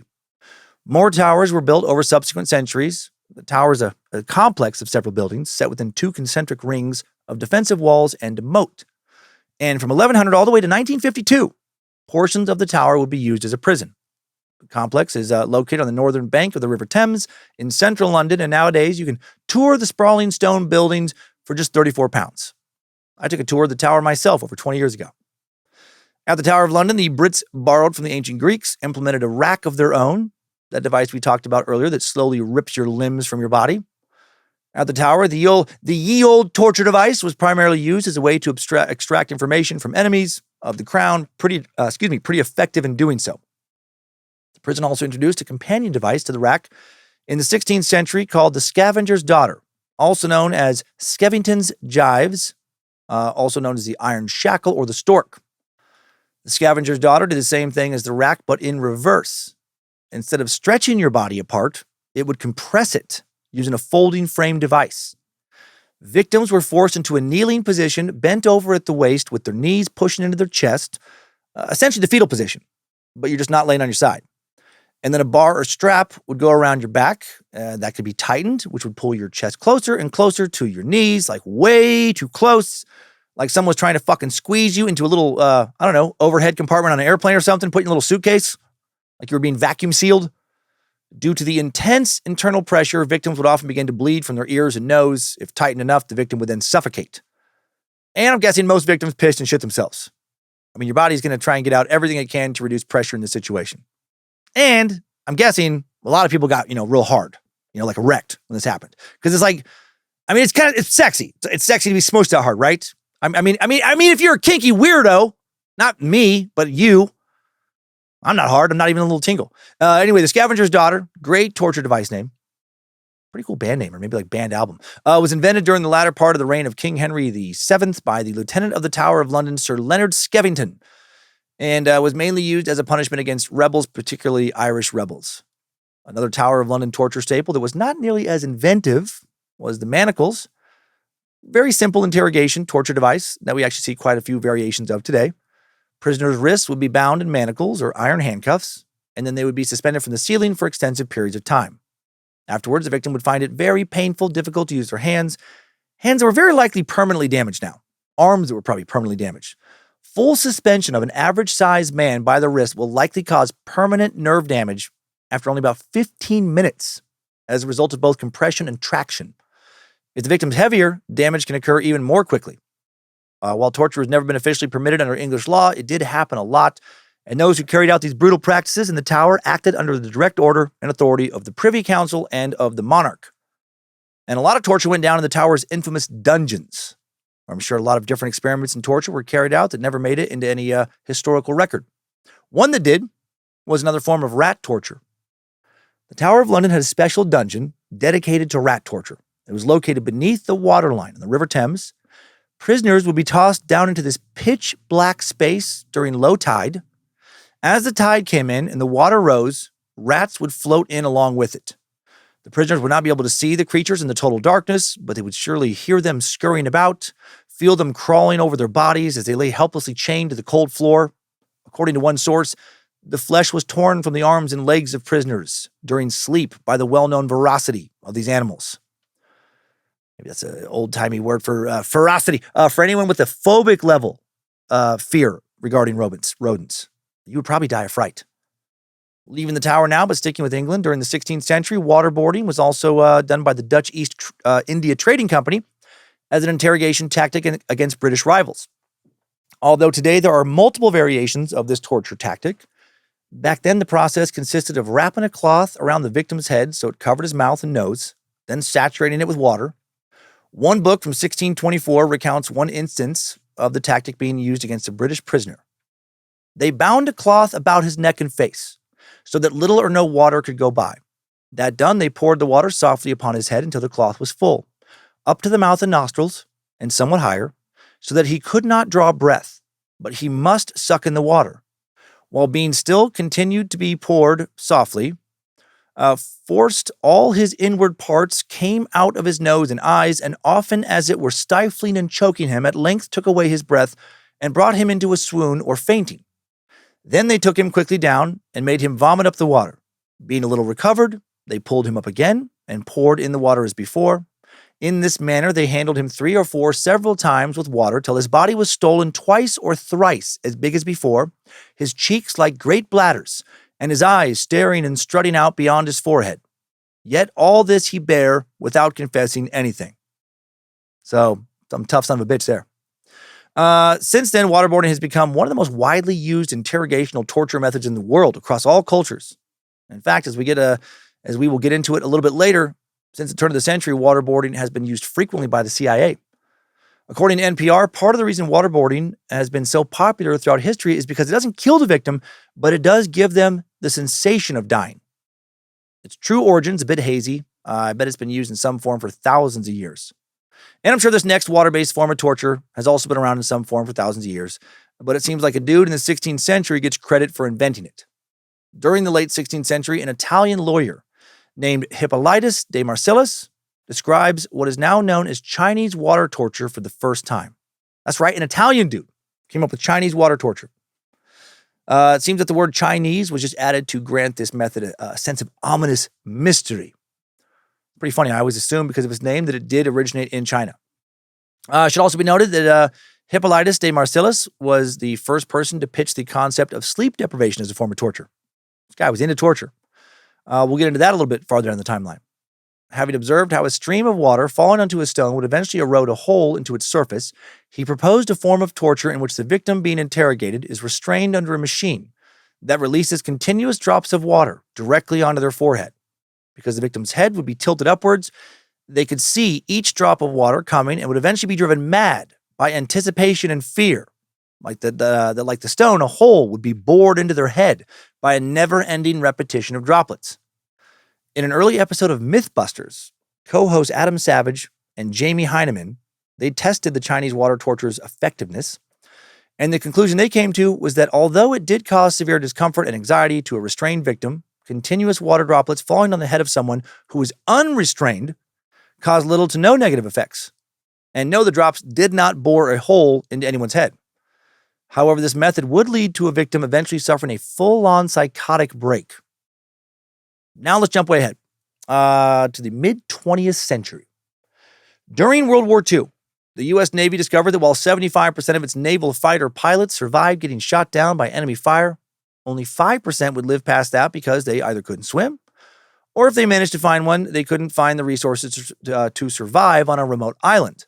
And because of this, they decided to torture the ever-loving shit out of new recruits to find out who was strong enough to be worth training. If you can't survive the rack, if you can't handle a little pair of anguish slammed up your poop chute, what's the point of even giving you a plane?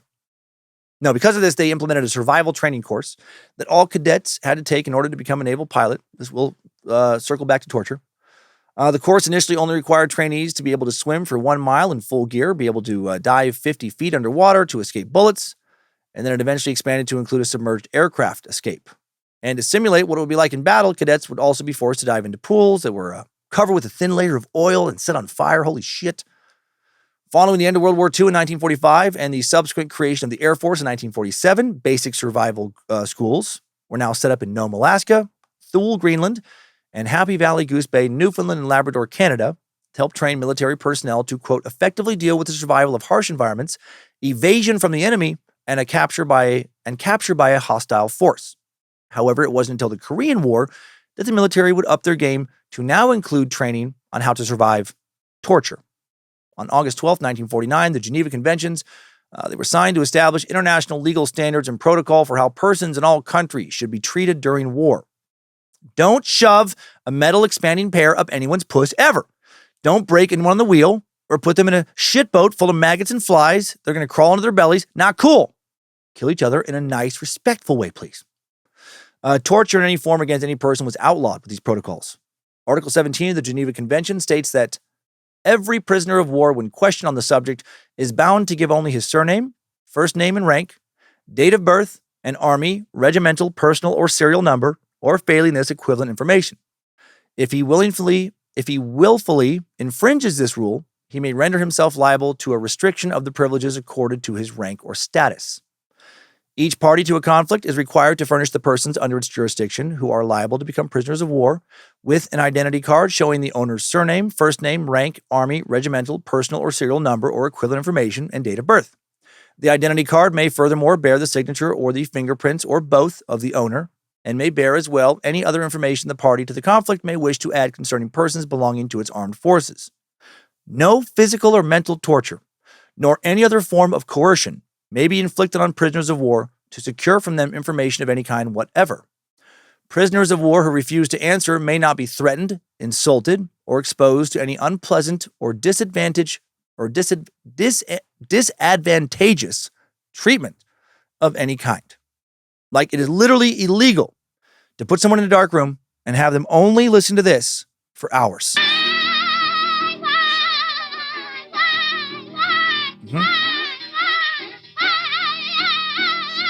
And that should be illegal. It definitely should be illegal.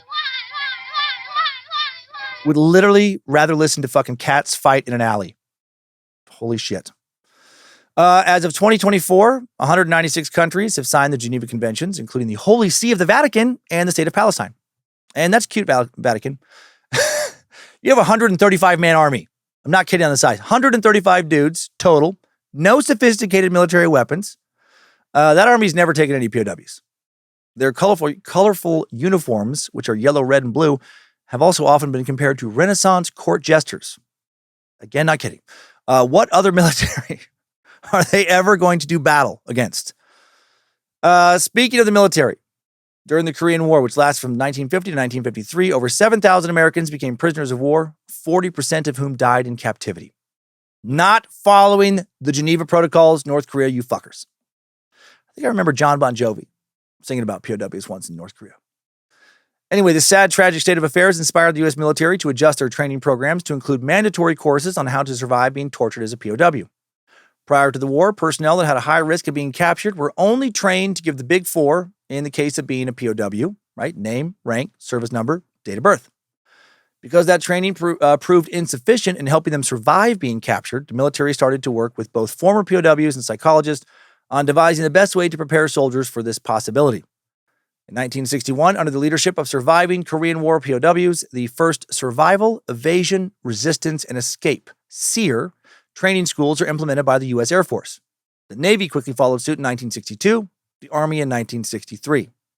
SEER training is still used by the U.S. military today, and its focus remains providing high risk of capture personnel with, quote, the skills to survive and evade capture, or if captured, to resist interrogation and exploitation, and ultimately plan an escape if feasible. Some positions that are designated to have a high risk of capture include aviation personnel, snipers, members of special forces, foreign diplomatic personnel, and intelligence gatherers. Like I mentioned earlier, there are four main aspects of SEER training: survival, which includes both surviving severe climates like deserts or the Arctic, as well as surviving physical force like combat or a crash landing; evasion, how to avoid being captured by the enemy; resistance, how to endure the enemy's interrogation tactics; and escape, how to plan or execute your escape from the enemy's prison, which is super badass. Although it's fascinating to learn about each aspect of SEER training, the one that's relevant to today's episode is, of course, resistance. What exactly is taught during resistance training depends on your specific position in the military. For example, a special agent might be prepped for a different type of capture than a sniper, as well as which school you are attending. However, across the board, resistance training is generally concerned with providing people the skills and information they would need in order to endure psychological and physical torture. A fundamental part of resistance training is the legal and moral obligation a soldier must uphold even if they're captured by the enemy. These obligations are outlined in the Code of Conduct. Number 1, I'm an American fighting in the forces which guard my country and our way of life. I am prepared to give my life in their defenses. Number 2, I will never surrender of my own free will. If in command, I will never surrender the members of my command while they still have the means to resist. Number 3, if I am captured, I will continue to resist by all means available. I will make every effort to escape and aid others to escape. I will accept neither parole nor special favors from the enemy. And you gotta be a brave ass soldier to follow through on all these. Man, so much respect and admiration for those who have done that in the direst of situations. Number 4, if I become a prisoner of war, I will keep faith with fellow prisoners. I will give no information or take part in any action which might be harmful to my comrades. If I am senior, I will take command. If not, I will obey the lawful orders of those appointed over me and will back them up in every way. Number 5, when questioned, should I become a prisoner of war, I am required to give name, rank, service number, and date of birth. I will evade answering further questions to the utmost of my ability. I will make no oral or written statements disloyal to my country and as allies or harmful to their cause. Number 6, I will never forget that I am an American, fighting for freedom, responsible for my actions, and dedicated to the principles which made my country free. I will trust in my God and in the United States of America. And finally, number 7, I will never, ever, ever masturbate to the sight of my fellow servicemen or women being tortured. I will not scream stuff while they are being tortured like, oh shit, that's fucking hot. Me next. Me next. Do it to me. Do it harder. While also thrusting my hips out so others around me, particularly enemy combatants, can tell that I definitely have an erection and want some of that hot, hard, BDSM-ish action. Because that's fucking gross. That's weird. It's what a creep does. And it's not what a good boy who goes peeping the potty is supposed to do. God bless. Thoughts and prayers. Okay, maybe I made up number 7. But the first 6 are definitely real. According to the 2017 SEER Air Force Handbook, the most important tool one can use to both survive being a POW and successfully withhold information from the enemy while in captivity is their will to survive. And that reminds me of Viktor Frankl, right? Former Suck subject, the Austrian logotherapist who survived being trapped in a World War II concentration camp and survived losing almost everybody he loved to Nazi aggression. And he did that mainly by hanging on to hope. By still wanting to wake up every day and to keep going, he just had such a will to live. His will was so strong. And here's what that handbook says about will. The will to survive is defined as the desire to live despite seemingly insurmountable mental and or physical obstacles. The tools for survival are furnished by the military, the individual, and the environment. The training for SEER comes from training publications, instruction, and the individual's own efforts. But tools and training are not enough without a will to survive. In fact, the records prove that will alone has been the deciding factor in many survival cases. And to be clear, no amount of will is going to keep you alive in the rack or something similar to it, but it can help you endure, far less overwhelmingly physically destructive methods of torture. In addition to extensive reading on the importance of withholding information from the enemy, no matter what you are subjected to, the 2017 SEER Air Force Handbook also includes a few testimonies from veterans who used their SEER training to survive extreme circumstances. Part of the section on captivity in the 625-page handbook reads, captive environments may vary, but none are good.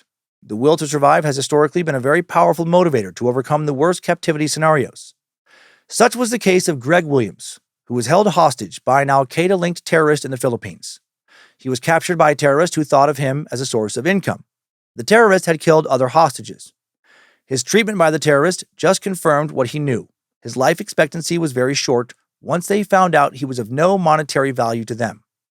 Chained by the ankle inside a coral rock cave, he had tried to dig out the bolted chain from the cave's wall by using his fingers and chicken bones from his food, but had no luck. The use of the bones had led him to the only thing available to him, his own teeth. Mr. Williams figured he could pull out a tooth with a crown to dig into the wall, which is exactly what he did. His captors had beaten him, knocking out and loosening several teeth. He found a loose tooth in his mouth with the crown, pulled it out. He used the yanked out tooth with the crown for approximately 2 days to dig around the bolt, securing him to the coral wall. Unfortunately, a few days later, while using the tooth to dig, his plan and, quote, escape tool were discovered by one of his captors. Just a little after his escape attempt was discovered, one of his captors aided Mr. Williams to escape. Mr. Williams' will to survive and determination led him to take extraordinary means to escape. So that's incredible. That's an incredible attempt. And I love that one of the captors was clearly impressed with his will to escape and survive. Even though his plan wasn't, working, he was impressed by what lengths he was willing to go to do that and helped him out. Hail Nimrod. Hail Greg Williams. Greg was a Christian missionary, held and tortured for 13 days before he was free. As the SEER training programs evolved, former prisoners of war continued to participate heavily in preparing the next generation of soldiers. In the 1970s now, after Vietnam POWs returned home, many of them contributed their knowledge to SEER programs by offering lectures about their experiences with torture, lengthy interrogations, threats of execution, disease and physical injuries, communication with fellow POWs, and most importantly, the means to keep hope alive. During the Vietnam War, or conflict, but really war, which lasted for 20 years from 1955 to 1975, POWs were tortured to a degree that many didn't think was possible in a post-Geneva Convention world. In North Vietnam, American prisoners were systematically tortured for military information or to get them to confess to war crimes. Torture methods used against POWs during this time included food reduction, sleep deprivation, clubbing, whipping, flogging. One case, a prisoner was said to have received near continuous lashings with the whip for 38 straight days. What the fuck? Other prisoners were skinned alive by rubber fan belts. What? Others still hung upside down and shocked with car batteries. A man named Eugene Red McDaniel, a Navy captain and naval aviator, was held captive and tortured for 6 years as a POW. He made it home. He's still alive today, 92 years old. He was flying his 81st mission of the war, May 17th, 1966, in his A-6 fighter jet, part of Operation Rolling Thunder, when shrapnel from a surface-to-air missile took out his A-6's hydraulic systems and the jet began to nosedive. He ejected out of the cockpit around 2,000 feet above some mountains, crushed a disc, cracked a vertebrae, broke several bones upon his landing. A day later, he was captured by a bunch of dudes with machine guns and then taken to the Hanoi Hilton to be, quote, interrogated. He was tossed into a cockroach-infested cell, interrogated immediately upon his arrival. "You talk," medicine later, his captors first told him there. When he refused to give nothing more than his name, rank, and serial number, he was tied up with ropes, bound so his arms were stretched behind his back and his shoulders were ready to pop out of their sockets. "I pretended to pass out several times in hopes they would untie me and leave me alone," McDaniel wrote of his first day as a prisoner of war. "But they were wise to that. At times I would bite my shoulder hard to try and transfer the pain from one area to another. Then I began pounding my head against the wall, hoping for blood, something liquid to ease my terrible thirst." Jesus. A month into his captivity, following some other pilots escaping, when McDaniel told the officers he had no knowledge of their escape, his pants were pulled down, and officers took turns hitting him in the ass with a rubber fan belt. He was then forced to kneel, keep his hands above his head, wrists locked in irons. When his arms finally fell down on his knees, a guard hit him hard across the back of his head. When he could no longer hold his arms up at all, the guards tied them up, kept them above his head with a rope. McDaniel spent the night sitting on a stool. He was beaten with a rubber sandal across the face if he spoke or asked questions. That was a Saturday. On Sunday was much the same. Fan belt beatings, arms up, spending the night sitting on a stool. By Tuesday, McDaniel's knees were infected from kneeling on the concrete floor. The guards continued to beat him, this time with bamboo sticks. If his arms dropped below his head. Halfway through the week, McDaniel confessed that his room was the source of the escape plans. It wasn't. The confession brought him an hour of relief until the officers figured out it was bullshit. Then the torture continued, and on the 5th night of beatings and no sleep, McDaniel became sick from infections. His fever reached 104 degrees. He said, "So much came out of those wounds that whenever I moved around in that small room, a trail of pus would be left behind along the floor." Oof. The torture reached its peak on the 6th night. McDaniel wrote in his book about all this, Scars and Stripes, that he became irrational, grabbed a guard, began to yell at him. The commotion attracted other guards to the interrogation room where they tied McDaniel's arms again with ropes, this time pulled him up from the ceiling about 2 feet off of the ground. And at one point, while he's being suspended and beaten, one of his arms snaps in two. "You've broken my arm," McDaniel yelled at the officers. "No," one replied, "we have not broken your arm. You have broken your arm." The next day, the guards tied damp cloths around his arms, bound cords. They tied damp cloths around his arms. One of them's really broken, and around cords hooked up to a battery. And now they started to electrocute him. Started with electric shock treatments. Those lasted throughout the day. McDaniel recalled the pain as blinding, but mercifully, I was so tired that it was only another blurring dimension of the pain I already had. Final beatings came on Friday. 120 licks with a fan belt, passing blood in his urine, ruptured eardrum. When McDaniel couldn't take it any longer, he told the officers what they wanted to hear, but none of the names he gave were part of any escape committee. None of the information he gave was true. After that, he was left alone to heal up, but then later be beaten again, then healed, then beaten again, then healed, and be beaten again off and on for 6 years. So much torture. Whew. In a 2009 article, retired Air Force Colonel, Medal of Honor recipient, and author of Surviving Hell, a POW's journey, Leo Thorsness, commented on his experience as a prisoner of war. He said, if someone surveyed the hundreds of surviving Vietnam POWs, we would likely not agree on one definition of torture. In fact, we don't agree on whether waterboarding is torture. For example, Senator John McCain, George Bud Day, and I were recently together. Bud, one of the toughest and most tortured POWs, was a senior officer in the camps, and he received the Medal of Honor for his heroism in Vietnam. McCain thinks waterboarding is torture. Bud and I believe it is harsh treatment, but not torture. Other POWs would have varying opinions. I don't claim to be right, we just disagree. As someone who's been severely tortured over an extended period of time, my firsthand view is this. Torture, when used by an expert, can produce useful, truthful information. I base that on my experience. I believe that during torture, there is a narrow window of truth as pain, often multiple kinds, is increased. Beyond that point, if torture increases, the person breaks or dies if he continues to resist. Each person will tolerate a different physical and mental threshold of pain. If the interrogator is well trained, he can identify when that point is reached. It's the exact moment when, if slightly more pain is inflicted, a person can no longer hold out and merely provides name, rank, serial number, and date of birth as dictated by the Geneva Conventions. At that precise point, the window of truth exists, and a person may give useful or truthful information to stop the pain. As slightly more pain is applied, the person loses it. He will say anything he thinks will stop the torture, any lie, any story, any random words or sounds. This torture window of truth is theoretical to some. Having been there, it is fact to me. While being tortured, I had the sickening feeling deep within my soul that maybe I would tell the truth.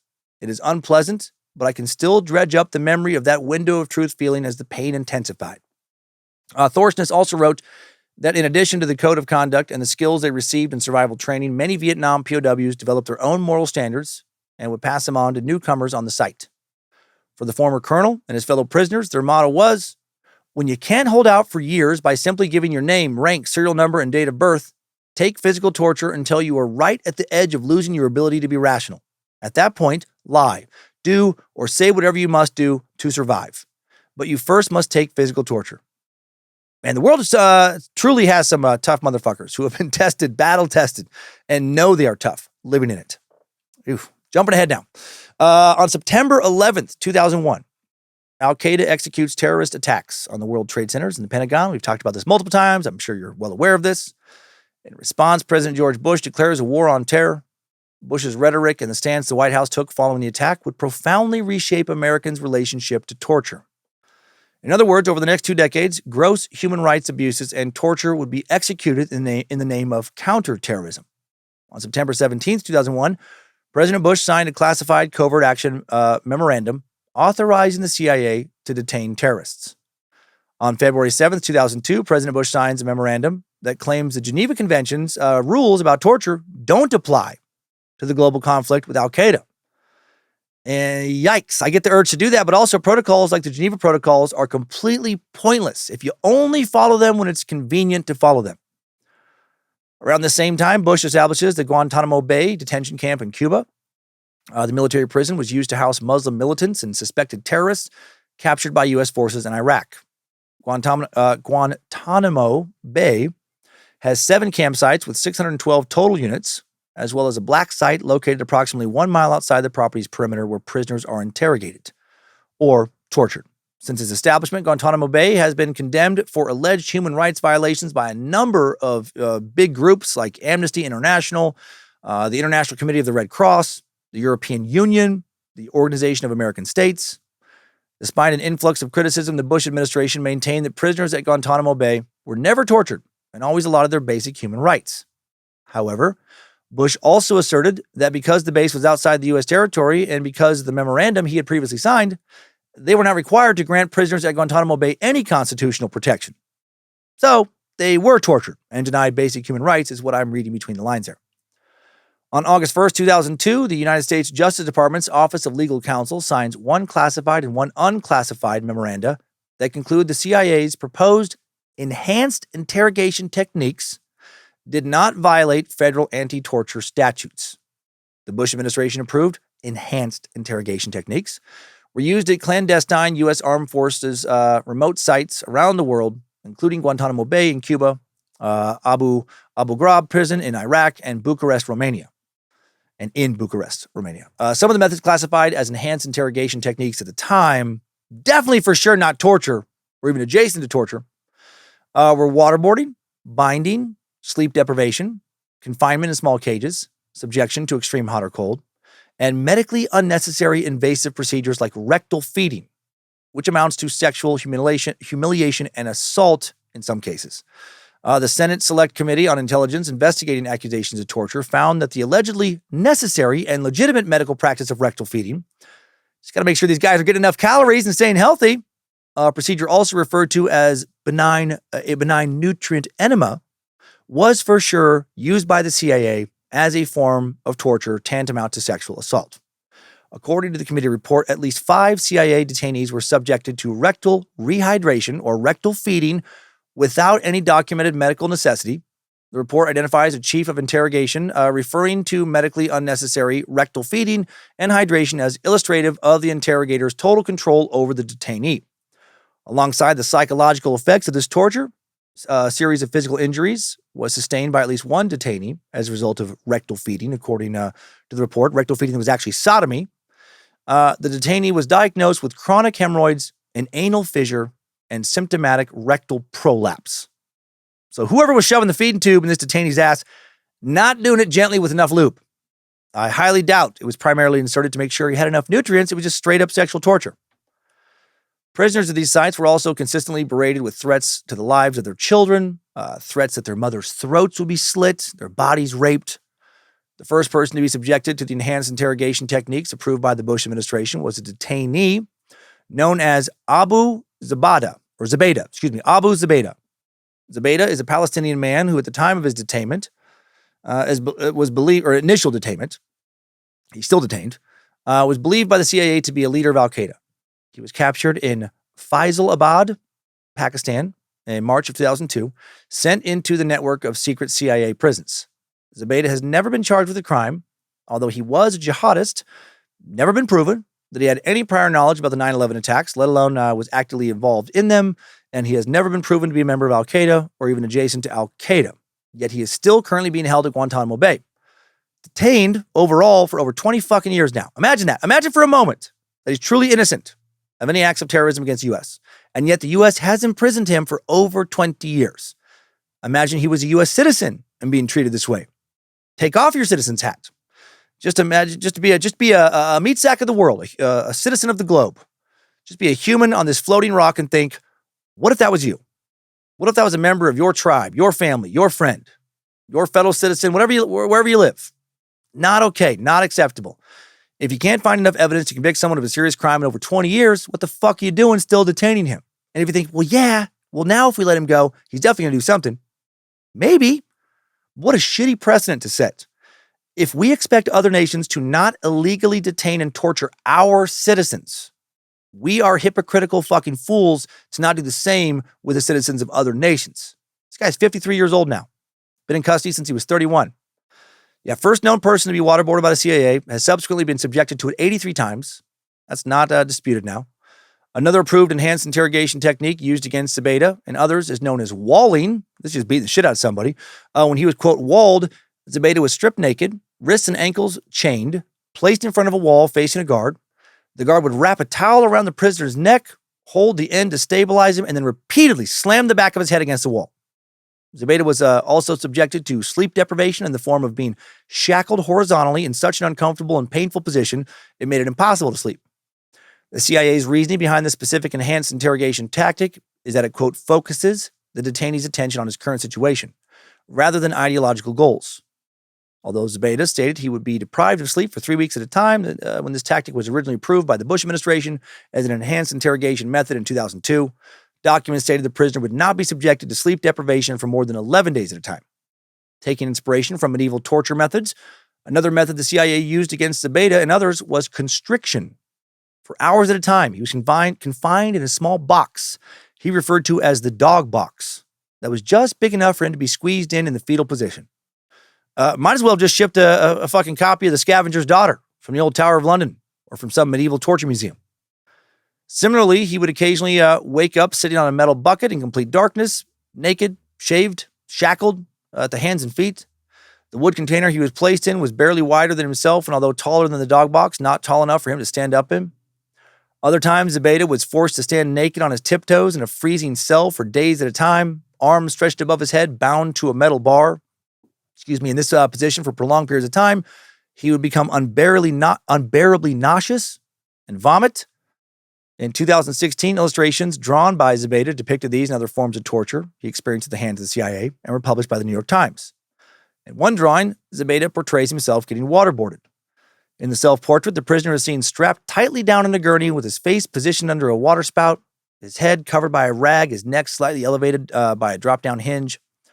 Also has a bleeding open wound on his right thigh that is being dug into by one of the straps.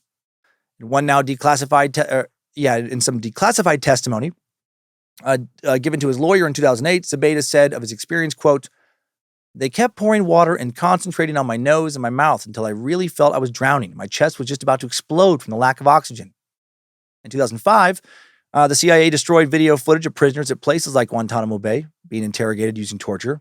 The tapes were destroyed by the head of the CIA's Counterterrorism Center, Jose Rodriguez. There were 92 videotapes in total, multiple of which allegedly showed Zebeda vomiting and screaming and bleeding while being interrogated. But not tortured. No. No, the U.S. government would never do that. We're nothing but, holy white knights over here, ordained by God to dole out nothing but righteous justice. Zero bad apples in this tree. According to Rodriguez, the tapes were destroyed in an industrial shredder in order to protect the identities of CIA interrogators who were simply doing their jobs, not because they were doing anything, super fucking illegal and disgusting. According to the BBC, Rodriguez also stated that, quote, "The heat from destroying the tapes is nothing compared to what it would be if the tapes got into the public domain." He said that out of context, it would make the CIA look terrible. It would be devastating to us. All in the room agreed. Zebeda, and who the fuck knows how many other prisoners, continue to be held at U.S. detention centers around the world, not charged with crimes, and probably being fucking tortured. And for the record, I'm not saying that they're innocent. I don't know.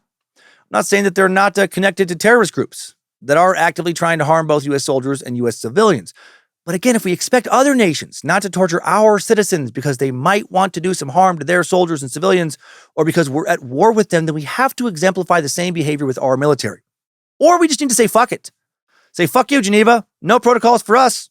Just say there's no good guys, there's no bad guys. There's just us and you and everyone else that isn't us. And we're not going to apply the same rules to you or anyone else, not us, as we will to us, and stop being fucking hypocrites with all this shit.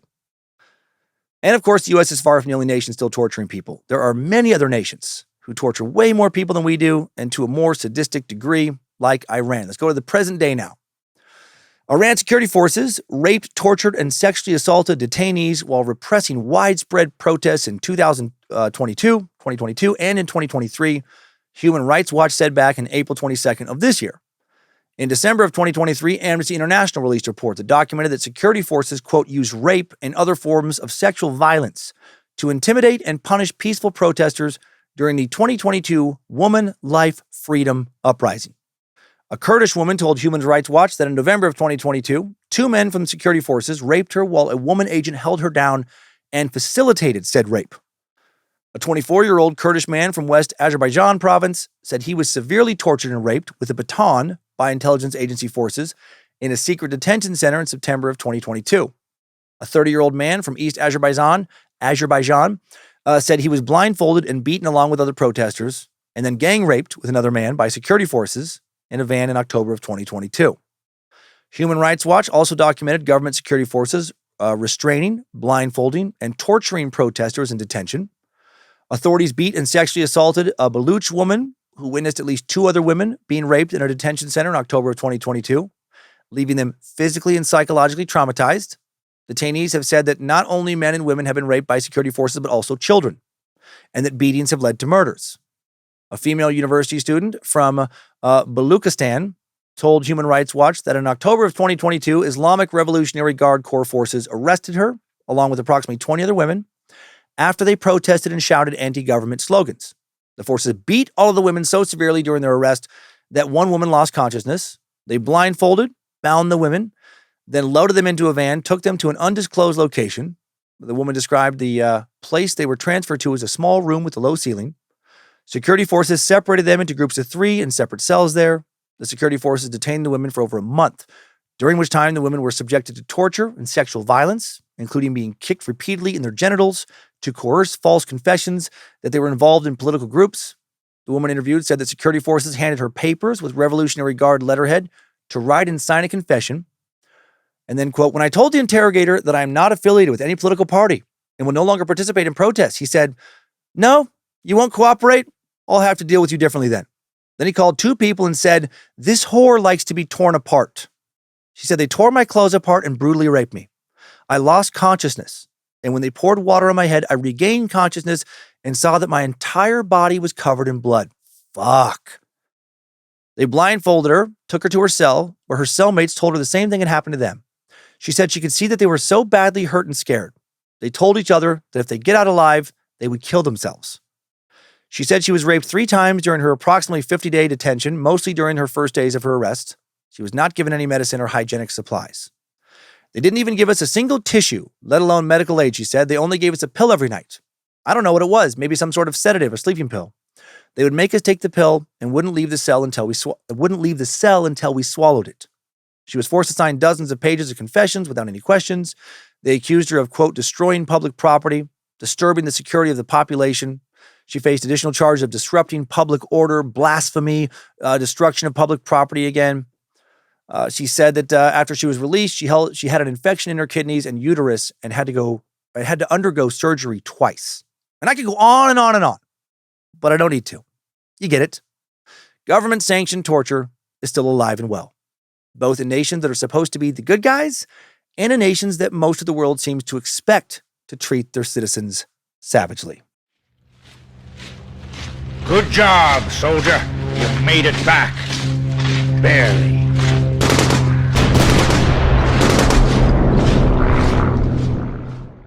A history of torture. Man, we just covered so much trauma. Government or governing body sanctioned torture comes in so many forms. And it's not just a product of Roman times or medieval Europe. Again, still alive and well. The U.S. government still tortures people, and so do many other governments. The criteria of that study I mentioned earlier in the episode, conducted at the university, oh my gosh, my notes. Oh, Virginia. I remembered Virginia. I just wrote university with no other word. That's cool. But it holds up. No matter the people or the period in time, all forms of torture throughout history share the following 4 major characteristics. Number 1, torture is most commonly used against people who are not full members of a society, such as slaves, foreigners, prisoners of war, and members of racial, ethnic, and religious outsider groups. Who is the CIA torturing at black sites around the world? Foreigners, prisoners of war, members of racial, ethnic, and religious outsider groups, right? Check, check, check, check, check. Number 2, torture is used more rarely against members or citizens of a society.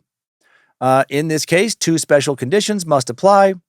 Torture is only used after finding of probable guilt, and torture is only used in cases of what are considered by said society to be extremely serious crimes, particularly heresy, and treason. Number 2 applies to the people being tortured right now in Iran. Citizens, but citizens critical of a government that considers criticism tantamount to treason. Number 3, torture is more commonly used when a government or society perceives itself to be under threat. Why are so many U.S. citizens seemingly okay with the torture of men like Abu Zubaydah?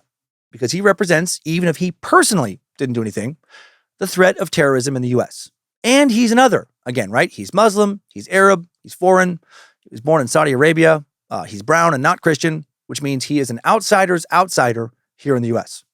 And finally, number 4, the rise of human rights norms and the increase in the number of liberal democratic states have had a significant impact in reducing torture. Liberal democratic states do sometimes engage in torture, but do so much less often than other states, and almost never use torture against their own citizens.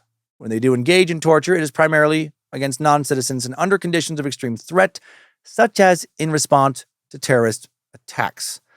And I feel like number 4 was written specifically for the United States, right? Written in a very excusatory tone of, we torture a little bit, but not like as bad as other people do. So we're still the good guys. We lightly torture. That's not so bad, right? In so many ways, we are the same meat sacks we were 2,000 years ago, 2,000 years before that. We're more civilized, we have more laws, more humane laws, but we're still afraid of outsiders in ways that are not always rational. And we're still largely okay with treating outsiders in ways we would label as monstrous and barbaric if that was how they treated us. Still silly old us versus them, binary thinking, still tribal mentality. The world is a scary place, and I'm not naive enough to think you can continually keep your society safe from external threats without ever getting your hands dirty, but we shouldn't stoop to torture, ever. And here's why, because if we do it, then we lose the right to be taken seriously when we ask others not to do it to us. But is that actually a realistic expectation? If you were positive that somebody had information, that if you could get that information from them, would save the lives of, say, 10,000 people. And a lot of those people were people you love. And that person would not willingly give you that information. Would you, if you were allowed, torture them? If you thought that you might get the information you needed that way? Right? If we weren't emotional creatures, the answer could be no, it's never okay to torture under any circumstances because of the precedent sets, because of the very dangerous and dark, slippery slope, you start sliding down. But we are highly emotional creatures. And I think most people would torture in that situation. If I truly believed that I could save my 2 kids and Lindsay's lives by torturing somebody I believed was a terrible person withholding information, I'm going to torture the fuck out of them. I'm going to torture them until death.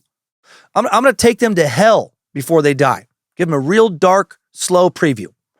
And if they never give me the info I need, I'll still justify it to myself that at least I tried to save my family. And that reasoning does not make me a noble person. But it is what I would do, which is why we need governing bodies to pass laws against torture under any circumstances and have those laws be enforced. To provide extra incentive for people like me, people with moral codes, that have a lot of gray in them, from giving in to our worst emotional impulses. That's the only way to reduce, maybe someday eliminate, but that feels a little too idealistic for me, government-sponsored torture, proper legislation and enforcement. And that's all I got for this topic outside of our takeaways. Timesuck Top 5 Takeaways. Number 1, there are 2 types of torture as defined by the United Nations, penal and judicial. Penal torture is any method of inflicting pain as a form of punishment for some criminal or otherwise illegal activity. This also includes death by torture executions. Judicial torture, on the other hand, is any type of psychological or physical torture carried out by a governing body in order to extract information from the victim. And neither kind ever make me hard, because that's fucking weird. Stop accusing me of being some kind of slave master from last week's Suck. Enough already. Number 2, torture has been around practically as long as we have, dating all the way back to 3000 BCE in the age of antiquity. The earliest known torture method is impalement, a form of excruciatingly painful execution, during which the victim is slowly skewered from anus to mouth or back to stomach. So simple, so horrifying. Number 3, since the Middle Ages, the most universal form of torture across all periods and cultures is simulated drowning, aka waterboarding. Waterboarding, in its most common form, is the practice of wrapping a victim's head in a cloth, then pouring a consistent stream of water over it.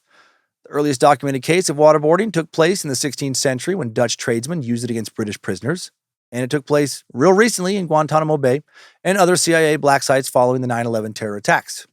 I'm guessing it's probably taking place right now somewhere.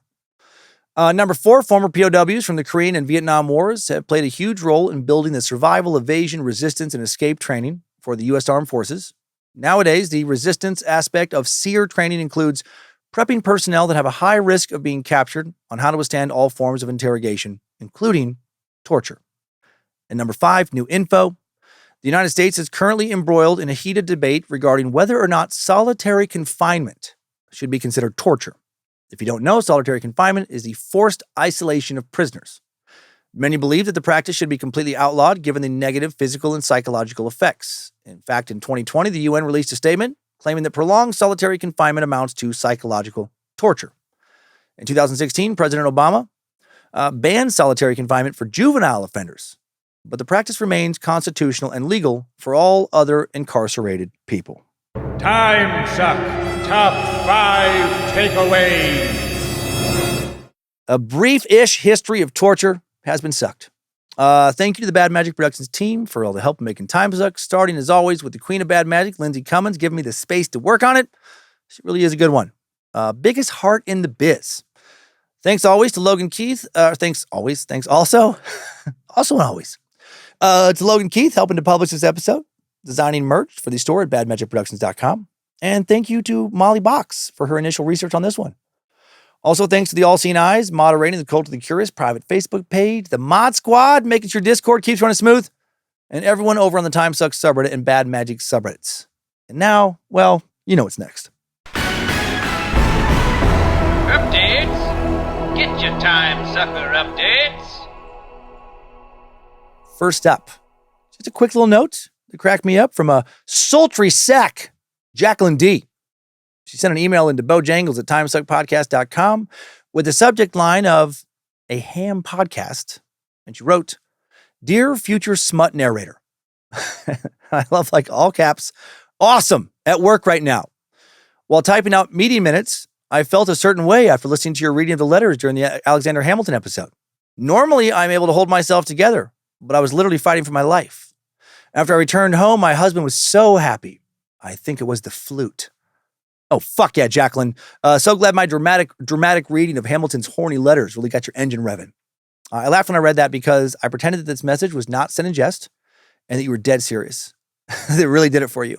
That colonial area flute music just made you want to fuck your husband's brain out. I hope that's true. Also, I would love to narrate some smut novels. Oh God, what a job. Not even joking. Like if any audiobook company is would offer me a shot at narrating some smut, I am in. Lindsay and I would laugh endlessly about that. And now God-fearing sack, Dagan Traeger, wants to share some therapy insight, and I like it. Dagan wrote, "Hello, Sir Cummington, sweet lord of all that sucketh. My name is Dagan, pronounced Dagan, Traeger, pronounced again for your pleasure, Traeger. Also, I am not connected to those sweet, sweet Traeger grill people, but maybe a recommendation from you will help sway them to help a fellow family member out. I wanted to write in because I just finished up the short suck on Ruby Frank. Towards the end, he made a point about using scientifically backed counseling over any religious counseling. While I will agree that strictly religious-based counseling can be extremely harmful if improperly used by maniacs like Jody, I would still argue it can be beneficial to many when it is also backed by scientific research. In my own personal experience, I've had many beneficial sessions for both myself and with my wife, where the counselor was able to teach us researched and effective techniques to communicate while also using scripture to back up and build upon those concepts. I could also add the benefits of getting over past traumas with both the help of science and religion. I could go on, but this is already getting pretty long. I will add that I believe ultimately everyone should be cautious in who they choose to lead them. Read reviews, do research, ultimately trust your gut. And that at the end of the day, we're all just flawed meat sacks looking for guidance in this crazy thing we call life. Oh man, so true. Sorry, not sorry for the link to this email. I love your podcast. We'll continue to stay hooked. Thank you in general for what you do. 3 out of 5 stars for sure. Thanks again, Dagan Traeger.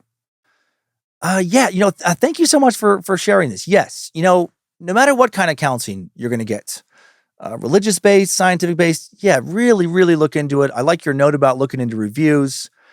And yeah, my thing with, there's a lot of problems with the various counselors in the science, backed community.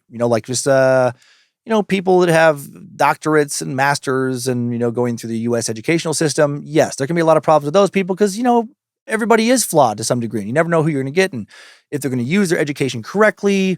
And it is a soft science in some senses that is changing and evolving over time. My note in the Ruby Frank episode was just that, there are a lot of things in specifically in the Old Testament, more than New Testament, that unless you're really understanding the history and the symbolism of what's going on, if you take them at face value, are very problematic and just very blatantly abusive. And so if you have somebody who only is using that as a basis, yeah, I think it's easier to slip into a lot of problems than if you have somebody who has been educated more recently in psychology and psychiatry. I actually found a good article titled How to Know If Your Therapist is a Good Fit, and they list out 17 quick little bullet points. They actually listen to you.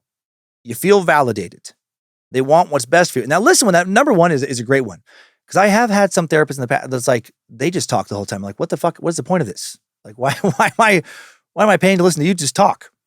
Yeah, you feel validated. They want what's best for you. And that's actually a really good note where sometimes I'm like, is this person, like, what is going on? Like, I should back up and say, when I first went, and I think I've said this before, but when I first went into social work, very briefly, And I was talking to this guy who ran this oh my gosh, a group home for troubled teens where you communicate, you do therapy sessions with the teens and their families before the teens get sent back home. And I was talking to him about a problem with two other counselors I had there. And he was diplomatic. He wasn't like, yeah, they're fucking crazy. But what he did say, he goes, there's two kinds of people that get into this field. There are people who want to help others, and there are people who are trying to help themselves, like understand and fix themselves. And yes, that's, very simplistic, but I think there is a lot of truth in that. And I do think some therapists are just very, very broken individuals who got along this educational path because of the massive trauma that they experienced. And while I understand the impulse to get into therapy for those reasons, they're not actually good therapists just because they're so damaged. They need therapy. They shouldn't be giving therapy. Number 4, there was a strong communicator. Number 5, they check in with you. Then they take time to educate themselves. Yeah, look for a therapist as ongoing education. You view them as an ally. They earn your trust. You notice a change in yourself. They challenge you respectfully. They offer a range of solutions, right? They're not dogmatic. They're not like, nope, you have to do this. Nope. No, when they get real authoritarian, it's like, I don't know about this. They're open to alternatives. They don't rush your treatment. They're mindful of all aspects of your identity. They take a backseat. They give you the tools to do the work yourself. At 17, you can see the value in your work together. And again, simplistic little bullet points. But yeah, whether it's science-based or religious-based, really, really try to vet them as best you can. And like you said, trust your gut. Thanks, Dagan. I appreciate you sending in that message. And now one more here. Dirty used bicycle owner Sarah C. writes in again about some smut with a subject line of third Cummins law. Damn it, Dan, I can't believe you got me again. You may remember me from my double Cummins law during the Irish Mob Timesucker updates, episode 343, where you yelled about Amish dick in front of my postal customer, and then you got my friend Lauren with a presidential jerk-off joke in Chipotle. I do remember that. At the 2-hour, 50-minute mark, I say that I have since learned to always listen to Timesuck with my earbuds in. Well, guess what, motherfucker? I clearly didn't learn my lesson, got caught by my neighbor listening to possibly the worst episode yet. Short Suck 12, The Dark Truth About Pornhub. I was listening to it getting ready for work. I go to walk out the door while it's still playing at full volume. It's 7 a.m., so I assume, like most mornings, no one's around. It's safe to walk outside without pausing it. I shouldn't have assumed. I should have followed my own advice, put my earbuds in or paused it or anything other than just played at full volume for the world to hear. But no, I, like the dumb meat sack I am, thought, the car's only a few feet away. I'll be fine. I grab my lunchbox, my purse, my water bottle, walk out to my car. I'm fiddling around in my trunk, arranging things. Just as I close it, I see a woman walking her dog come right up behind me. As you proclaim, at full volume. Let me talk about where you can drain your wizard staff without all the drama, where you can grease your front butt without all the guilt. We've compiled a list of a few other adult sites that produce guilt-free adult entertainment, i.e. ethical porn. I elevate my voice in a feeble attempt to talk over your horrifically embarrassing words. Hi, good morning, how are you? As I desperately smash the volume button on my phone to turn it down. I jump in my car, cry laughing, and immediately send a polo to Laura that for the third time up in Cummins Lot, that my neighbor must think I'm a front butt greasing degenerate. This must be some kind of record, and I must be some kind of stupid to keep trusting you. I know you take great delight in tricking us, so I hope this makes you laugh. Oh, it did.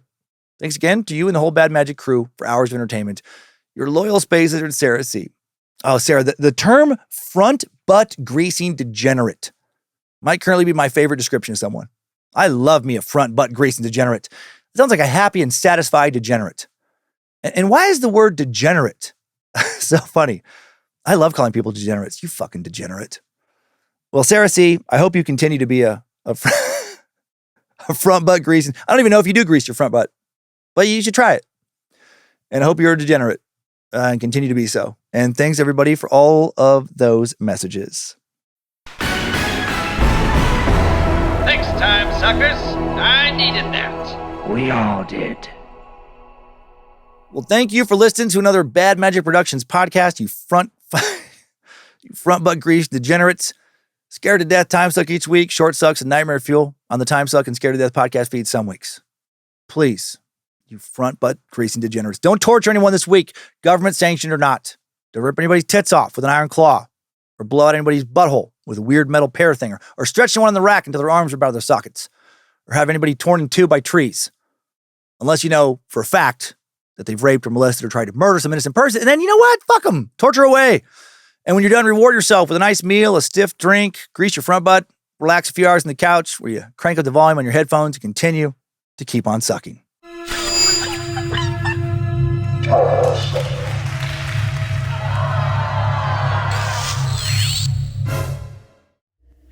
Mad Magic Productions. Hey, just one more time for old time's sake. How about a little bit more bagpipe? How about that? How about that? Oh, this wasn't your favorite episode, huh? What about now? You know what that could really use? What that could really use? A little bit more Yoko. Yeah. And of course, let's get Bobby back on the keys. Oh, yes. Oh, yeah, that's good. That's good. Mwah! Oh, that's real nice. Now tell me where the bodies are. Tell me the music stops. Tell me the noise. It's supposed to be music stops.